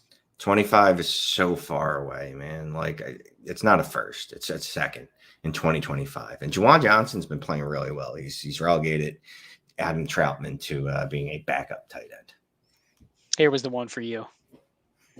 Trade Jamison Williams and a 24 first for A.J. Brown. You're taking that regardless of format? I'm getting A.J. Brown immediately on my roster. Yep, agree. Let's see. Oh, here's one. Is this specific to you, or are you buying this at this price, even if you have to wait another year on Adams? Are you willing just to ride Adams out for one more year at this price, given how good he is? I think based off of what I've seen this year, there's absolutely no reason to be concerned that he won't do this at least one more year. I know old wide receivers scare me, but Sky Moore, well, he basically doesn't even count in this equation. So I'd give up a late 23 first for Devontae, especially if I'm assuming, you're a playoff bound team. So I would definitely do that. Alyssa, 12-team, 1 QB start 9-2, lost to Zach Ertz, never had Kyle Pitts. That's a good one. Giving Breece Hall, getting DK Metcalf, Pat Freiermuth, and a mid-23 second. Thoughts and love you guys. Thank you for that. So we don't know if it's tight end premium. I'm assuming it's not, which really doesn't matter unless it's higher than 1.5. So 1 QB start 9. This sounds like it's just trying to plug and play starters here. Would you give up Breece for Pat Freiermuth and DK, or no? Yeah, I would do this. But, I mean, I'm not pressed to do it. So this is one of those, if I can hold on to Hall, like there's no reason for me to do this other than just to trade, I'll hold on to Hall. But if I legitimately need a young wide receiver, my wide receivers are older, I need a wide receiver 2 or 3 for my start 9 team, I would do it. Are you starting to get sold on Freiermuth he's top 5 at tight end market share this year. Maybe he is. Maybe he is in the closer to the Dallas Goedert range than we maybe give him credit for. Yep, the touchdown scoring's come down, and I thought, if touchdown scoring comes down, then what's this dude going to be? Well, now he's smashing with his target share, so he's that's what I want to see. Stealing Deontay Johnson's lunch money, isn't he? Yep, yes, he is. Another one we had from Alex, rebuild with only Akers and Najee as his running back. Should I really be trading Pacheco? So I think this is a continuation on his earlier question about trading running backs in a rebuild. What do we always say in the roster reviews? If you are not winning now, even if you say I can win next year, I'm never afraid, especially if I have an active league, I'm never afraid to trade all my running backs and say, hey, I have a really good team, Shane. The season starts in 6 months. I have to build an entire running back room. Okay. Build it in chunks. Build it in pieces. Yeah. Trade here, a trade there, a pivot up, a pivot down, add a running back, pack one off waivers, get a couple weeks into the season. You start off a little hot, trade for another one. Like you don't need to go into the season with all your running back spots locked down and a bunch of running back insurance on your bench. Like you can just look at this year, how you could piece together a running back room. You thought if you had James Robinson at the beginning of the year that he had your problem solved. That's how fast it moves. So, yeah, I'm not worried, even if I'm trying to contend next year, if I can trade running backs at the right price. Don't care. Oh, let's see. A couple others. This one's been sitting here forever. The Milk Crate, 12-team, half PPR, start 9, Superflex. He owns the 101 and the 1-2, 2 late firsts. Would you pivot off of the 102 or the 101 or make picks? There's his roster. So it's a start 9, but he's already got quite a few good players in there. Right. So it's going to be what are it's your options. What are my options? Is someone offering me T Higgins for the 101? Well, then no. Is someone offering me Jamar Chase for the 101 and the 102, and I get something back with Chase? All right. Well, sure. I like that he's got the 101 and the 102. He could just if he really has to, he can draft Bijan in the QB1, and then he can use those late firsts and some of the other assets on his team because it is a start 9, so you can start pulling from the JMOs, DJ Moores, or maybe it's DJ Moore or Deontay Johnson, either one. But you can start pulling from those back end players and adding to a first if you want to go for the hammers or want to go for the upgrades. But this is a good team. Like having all those picks and those assets, I think you have a lot of flexibility. So I wouldn't rush to be pivoting off of either of those picks until you get further into draft season. So good job building that one. We'll do this quick one. Tebow 15 legend. What's the value on Najee Harris? Back-to-back good games. Now Jaylen Warren's out. You already mentioned earlier Jaylen Warren's out. So back for good, but he's recovered from his foot injury. My 2 cents are I don't care about the foot injury because really he is what he was last year. He's just starting to get that volume a little bit more now, but he's still not getting the receptions, which is caps his ceiling. So I think we probably see Najee the same way. He's a young kind of dead zone running back that is going to be his ceiling is going to be dependent on his team becoming really good and efficient. So he's still a sell. I would use this as a sell window personally. Somebody still thinks he's a running back 1 just because Warren went out, and he'll get the volume again. Like Scott said, he's not getting the targets. That's what made him a running back 1 last year was the receiving work. So I'm still trading Najee if possible. If someone's going to pay me at cost and pay like he's going to be a running back 1. Kevin, 10 teams start 8 PPR 1 QB. Hunt late first, mid second for Swift in a late second. So I know we said Swift isn't worth the mid first, but it's a 10-team start 8. Does that make you want to go for the best asset in the deal, Shane? A little bit more? Well, yeah, I got the late 23 first. That's the best asset in the deal. So it's a no just based on giving up the first then? It's no. Hunt and Swift at this point, whatever. You know what I mean? Like I'm not more comfortable starting Swift over Hunt any week. So yeah. I'd much rather have the pick and Hunt. Yeah, it's one of those tough ones, though, because it's a shallow league. Someone's willing to let him consolidate. So it's kind of like you have to package. You got to hope someone else in the league values that package a little bit more than, what this person does that's giving you Swift. I like the attempt to get a 3 for 1 or a 3 for 2. It's just I think it's more of the Swift evaluation. Yeah, like we like consolidating, but we want you to upgrade significantly when you do so. Tyler, is it Globerish, I think, or Gobblerish? I'm not sure how to say it, but that's my best guess. 12-team, 1 QB. He has Breece, Watson, Christian Watson, Rashad Bateman, Tony Garrett Wilson, Calvin Ridley, 4 firsts, including the 101. We've seen a lot of people tonight that have the 101, so good job getting those. 3 24 firsts, 4 seconds. What should he do with all the picks? So this is it's hard to answer this one in like 30 seconds without going into, a bunch of detail. And we also don't know the depth of the format, how many starters, any of the other logistics of, the lineup sizes or anything like that. So I'll just say this. I've said it probably 5 times already on the show. I'm definitely not rushing to move my 101 in a 1 QB. It's Jason Jefferson. That's it. Nobody else I would trade the 101 for. So that's easy. That's easy. You're not moving the 101. Everything else, I'll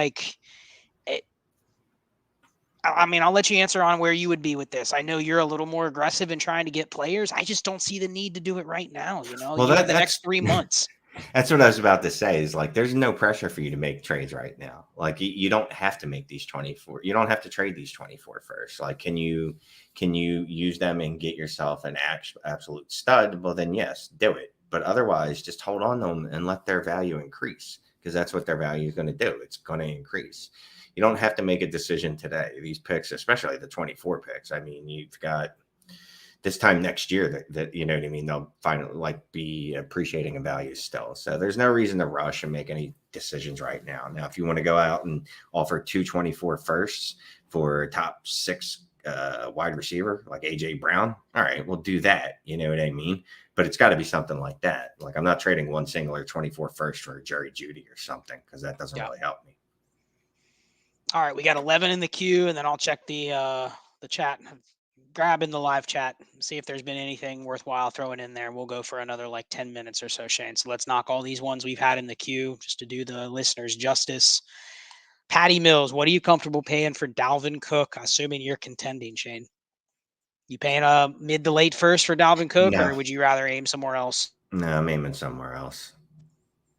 So late first? We just said that. I said mid to late. Oh, late first? Just a late first? Like this is 110. Like you're in third place right now, and you're still kind of scraping by, but you know your team can get a bye if you win a couple games in a row. You know, that type. I can do it. Stuff. All right, David, inbox trade. Give Swift, McLaurin, and Deebo. Get A.J. Brown, Alvin Kamara, and Keenan Allen. I know where you're going to be on this one. Let's see. A.J. Brown by $1 million over Swift. McLaurin and Kamara cancel each other out. Deebo absolutely dunks all over Keenan Allen, though. Oh. So this is a big tax to get to Swift to A.J. Brown. You're probably downgrading the other two assets in terms of flexibility. Yeah. That's the thing. Like, and is AJ Brown that much of an upgrade over Deebo, or is he at all production wise? Would you rather give Swift and Deebo or McLaurin and just get AJ Brown? Well, obviously, I'd give Swift and McLaurin all day to get AJ Brown if we can pull that off instead. Okay, and then keep Deebo in lieu of getting Keenan Allen and Kamara. Would you do that? Yeah, that's what I'd look to do. I don't think I'd make this. I don't think I'd make this deal. That's hard for me when it's AJ Brown too. But Deebo, especially coming off of last night, obviously I'm a little biased there. I'm watching him just smash. I mean, I think from a points perspective, this could be a trade that definitely helps you win because you're getting probably 3 of the top 4 or 5 point scorers. I mean, Swift is honestly the one guy in here that I can say I'm not super confident can score points the rest of the year, but we also know where the market is on Keenan Allen and Kamara. It's you're riding with them until you're just dumping them. The bigger issue with this trade is that it doesn't change enough, right? Right. Basically, I'm using a lot of pieces to kind of get back to where I already am in a best case scenario. And the other players looking at this as a way he can sell AJ Brown to move off of Keenan Allen and Alvin Kamara when he probably can't get anything for those guys. Yeah. So, all right, Kyle Taylor, a trade he made last night. The guy played last week, 12-team Superflex, start 9. Ooh, he gave Tony Pollard and got Kareem Hunt in a 24 first. That's called selling high, Shane. Love it. That's the process. Dunk. Yep. Drampian. Did we already do this one? Yes, we did. Okay, yeah, I knew there was a trade deadline. Wait, did we? No, this might be a different one. Well, I just unstarted it, so I can't hide it. So let's read it. Hey, trade deadline was week 11. It's going to be 5 and 6. So he traded Tyreek Hill and CMC for DK, an early 23 first, a late 23 first. So we don't know the format. I assume, hopefully, it's Superflex. So then you're getting a little more equity with those picks, but let's assume it's Superflex, our standard 12-team start 10. Are you taking DK early 1 and a late 1 for Tyreek and McCaffrey? Man, it's a little late for me. Light is what I meant to say. At 5 and 6, would you have done this? Or is there a chance you might have been able to even sneak in? So here's the thing, right? So if I'm 5 and 6, and I'm pretty sure the way that he's selling, like he's like, yeah, I got no shot of getting in. I'd be okay with this, assuming that I've already spammed the league, and this was the best I could do. And that's what I'm going to assume you were, because you knew your trade deadline was coming up. So I'm sure you were working the phones. So I'm going to say I'm okay with this. Again, I don't love it, but I know in a year time how hard it'll be trading Tyreek and CMC.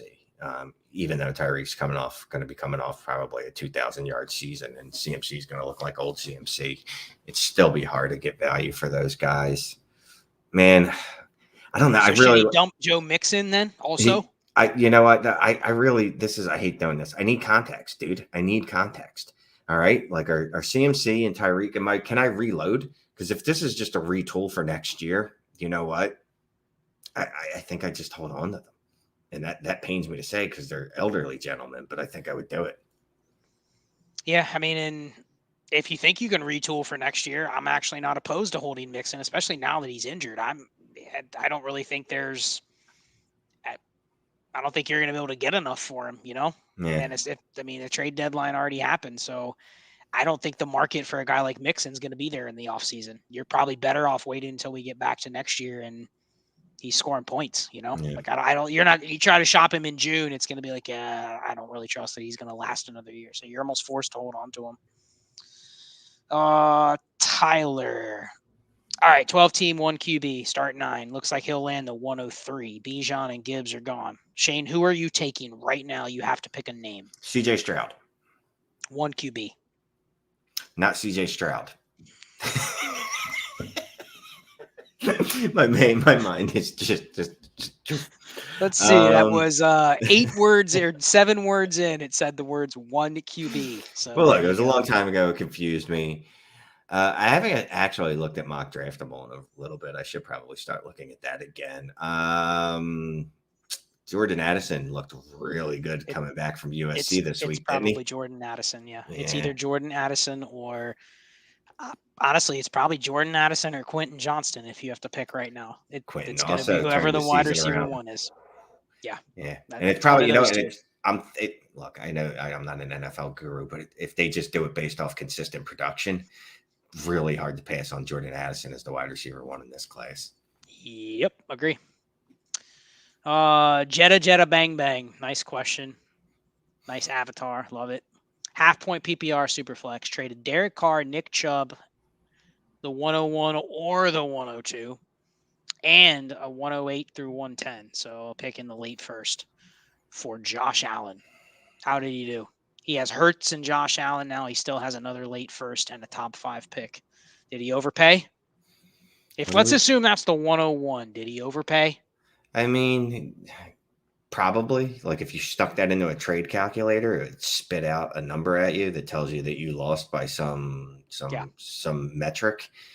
But in the real world, you got if Josh it's the 102, Allen. Did he overpay? No, I don't think so. If it's the 102, yeah, and you got Josh Allen. So even if you did overpay, you just added Josh Allen to Jalen Hurts, which is you're going to be putting up some monster weeks at quarterback, and you still have a top 5, so and a late first. So context and all that, no, you're fine. You made a good deal.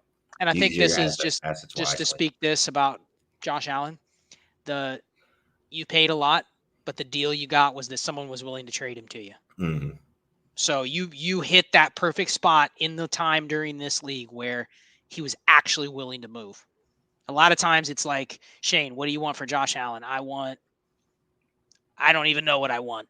Yeah, I couldn't even. Someone just sent me an offer. Actually, they sent me Kyler Murray and Rashad Bateman for Justin Herbert, which I just, for example, and I just tried to send a counter. I can't even find a counter, and that's what it's like. You can't add too much to your side to get to what you want. Mm-hmm. Yeah. So you did good. Matthew Sanborn, 12-team start 10, no premium. Kyler, CEH, and an early mid-second for Lamar Jackson and a 4th. I'm okay with this. Went from basically Kyler and a 2nd for Lamar Jackson. I'm good with that. Yeah, that's fine. So, I mean, I still have Lamar ahead of Kyler, so yes. I think I'd take the 4th over CEH, right? Yeah. No. Mike Manning, I saw this one earlier too in there. Swift, Wandale in a 2nd and another 2nd for Barkley and McLaurin. Oh my gosh, please say you took this. Oh my. Yeah, get that. Yeah, we didn't talk any Wandale, but he's at the roster clogger range at this point. And which is interesting. A lot of people have disagreed with me today and said Wandale is not a roster clogger, Shane. Yeah, we're having Kadarius Toney syndrome 2 years in a row with New York Giant receivers, I guess. But he's also a 5'8" receiver that is out for the year with the torn ACL. So, I mean... Who had one good game, one good rookie game. And I like him. Listen, I'm a Kentucky fan. I love Wandale Robinson, but you got to say he's almost categorized as a roster clogger at this point. If he gets back in there, you're going to be able to buy him back for at most ever a 2nd. So... Take a 3rd. I got a 3rd and a filler running back for him. Like I'm totally fine with that. So we had a super chat in here. We must just kept Hunter. Oh, sorry, Hunter. Yeah, he's probably been sitting there going like, you're answering every question but this super chat that's been sitting there for the last hour and a half. 10 teams start 11 Superflex. He's rebuilding a mid-first, 24, 23, 24, and 25 in 2 seconds. And Daniel Jones. Oh. For Pat Mahomes. He has Fields and Mahomes now, and he still has 324 first. Hunter, you paid his $5 to brag about getting Patrick Mahomes. Yeah.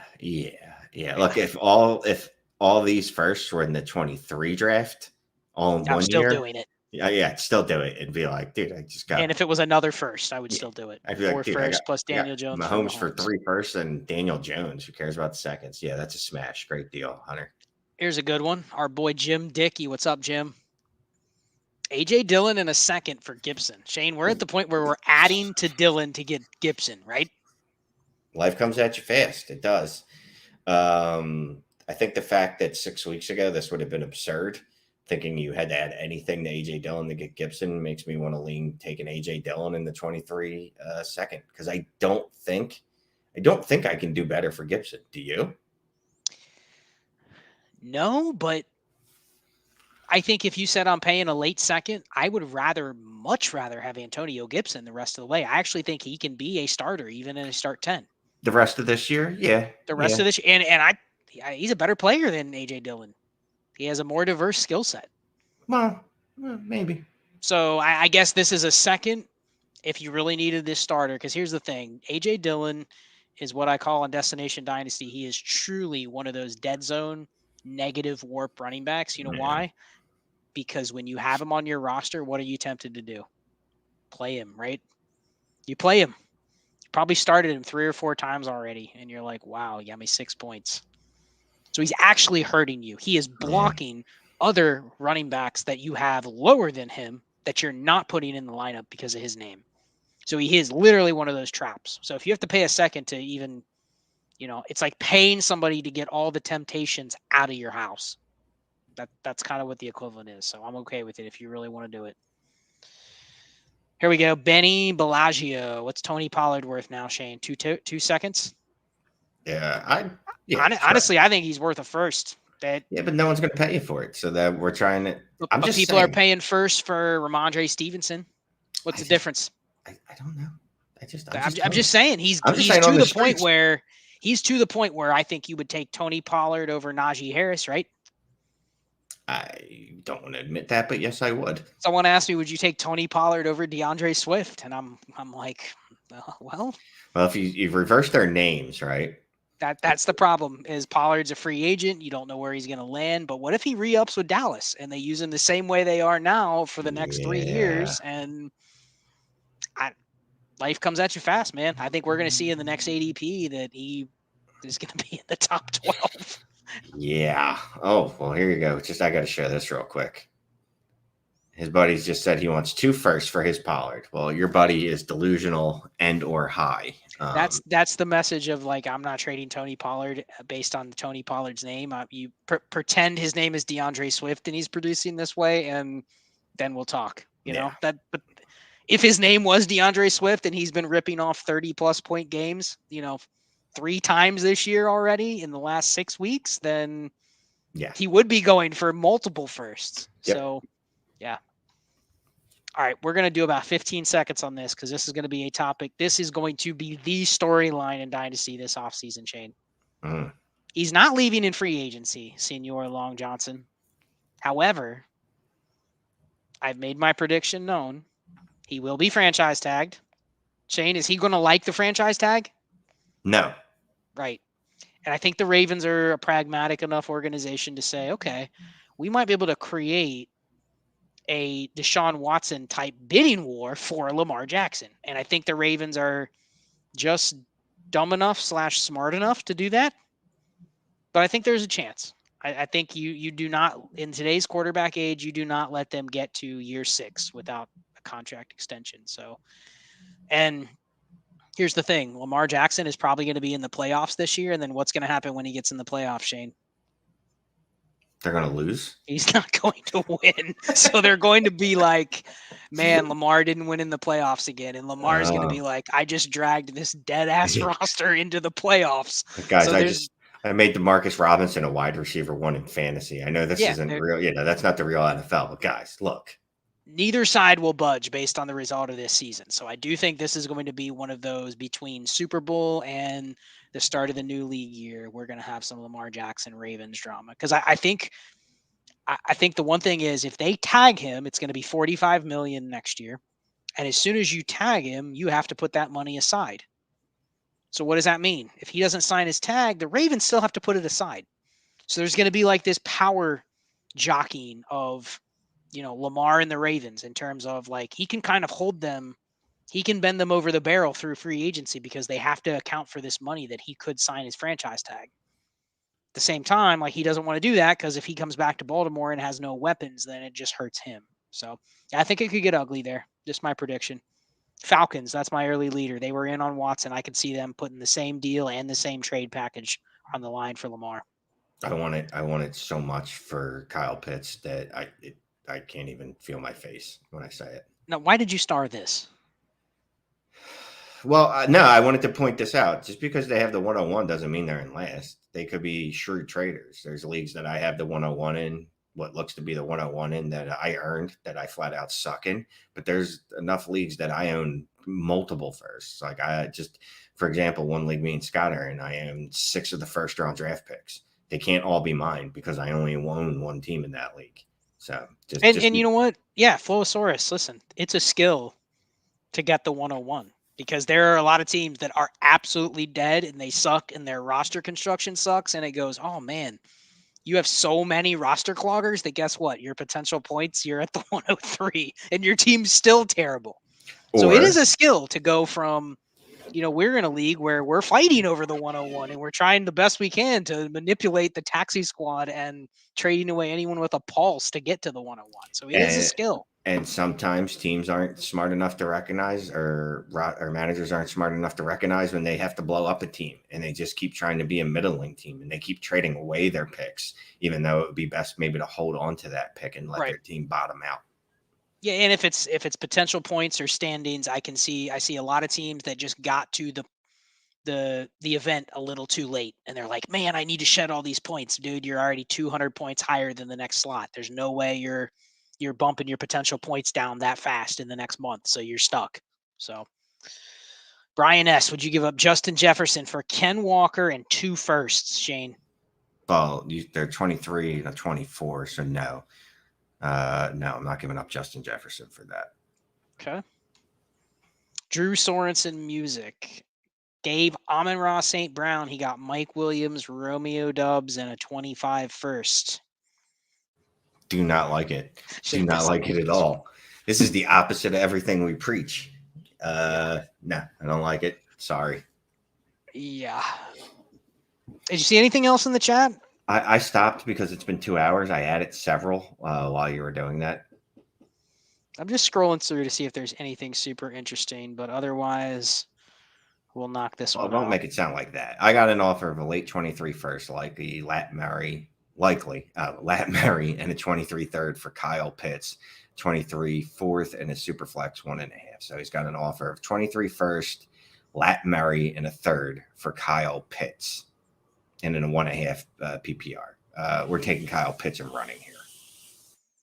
Yeah, apparently Latavius Murray has some value now. So, yeah, I like that. Last question. What are you doing with Kyle Pitts? You aggressively buying back in now that he's on injured reserve? I'm trying, but it's not working. Someone just offered me, and again, while we're doing the stream, someone offered me Kyle Pitts for Mark Andrews, and I wanted to accept, but I wanted to make them pay a tax, and unfortunately, they didn't have anything in that range on their roster. Everything was either just way too much, or I just didn't care about it, so I just held on to Mark Andrews. But yeah, for me, if I can get him at a discount now, I'm definitely buying. Fair enough. All right, we have one more question. I'll give him props because he put his name in there, and I like his name. Eddie Spaghetti 94. He even threw this in here. All caps, he screamed. Please talk about his before we sign off. 10-team PPR, 1 QB, start 9. He's rebuilding my 2 late 23 first, a 23 second, an early third, and A.J. Dillon for A.J. Brown, Calvin Ridley, and a 24 first. I don't know if he's just bragging, but I'm pretty sure I know where Shane's going with this. So late first, couple late round pick in a second, and A.J. Dillon, who doesn't, whatever. And you got a first back, and you got a top 5 dynasty wide receiver, and you got Ridley, who last time we saw him not gambling on the football field, he wasn't that bad. So you're getting a guy, you got a top 5 dynasty wide receiver, and then another top 30, 25 wide receiver. So, yep, great deal. You smashed it. Good job, Eddie Spaghetti. Appreciate the question. Shane, that's it. 2 hours, about 45 minutes without Clay. Maybe this is a thing. Maybe we should make our own show at some time. We're going to spin off. Call it Chill and Manic or something like that. Chill and Manic. Oh, that sounds interesting. I got to think about that too. Manic and Chill. I don't know. Yeah, we'll come up with something. It does exist for the people that are coming here from different feeds. Shane and I actually had our own YouTube show that technically still exists. It exists. We did one in October. Yep. Got very, very well compensated for it too, as well. So anyway, we'll sign off. Clay will be here next time. I know it was interesting for us to drive the boat, but Shane and I have good rapport because we spend so much time doing these roster reviews and just talking about Dynasty. So any final words, Shane, before we sign off? Another Tuesday night. Appreciate everybody turning out. Just awesome. Really appreciate it. I'll hit you up in the comments. And happy Thanksgiving to everybody that celebrates that. Enjoy Thursday football. We got a full slate this weekend. No bye weeks. So good luck to anybody that needs a big win. Hopefully you don't have a trade deadline because those suck. But if you do, let's see some trades. And we should be back, barring that Clay doesn't get in trouble and he's still alive. We'll be back Saturday night for our next live stream. Yep. Yeah, we may take auditions for anybody that can keep Shane and I in line, and you can be in between us. So appreciate everybody. We'll go ahead and sign off. Good night. Thank you.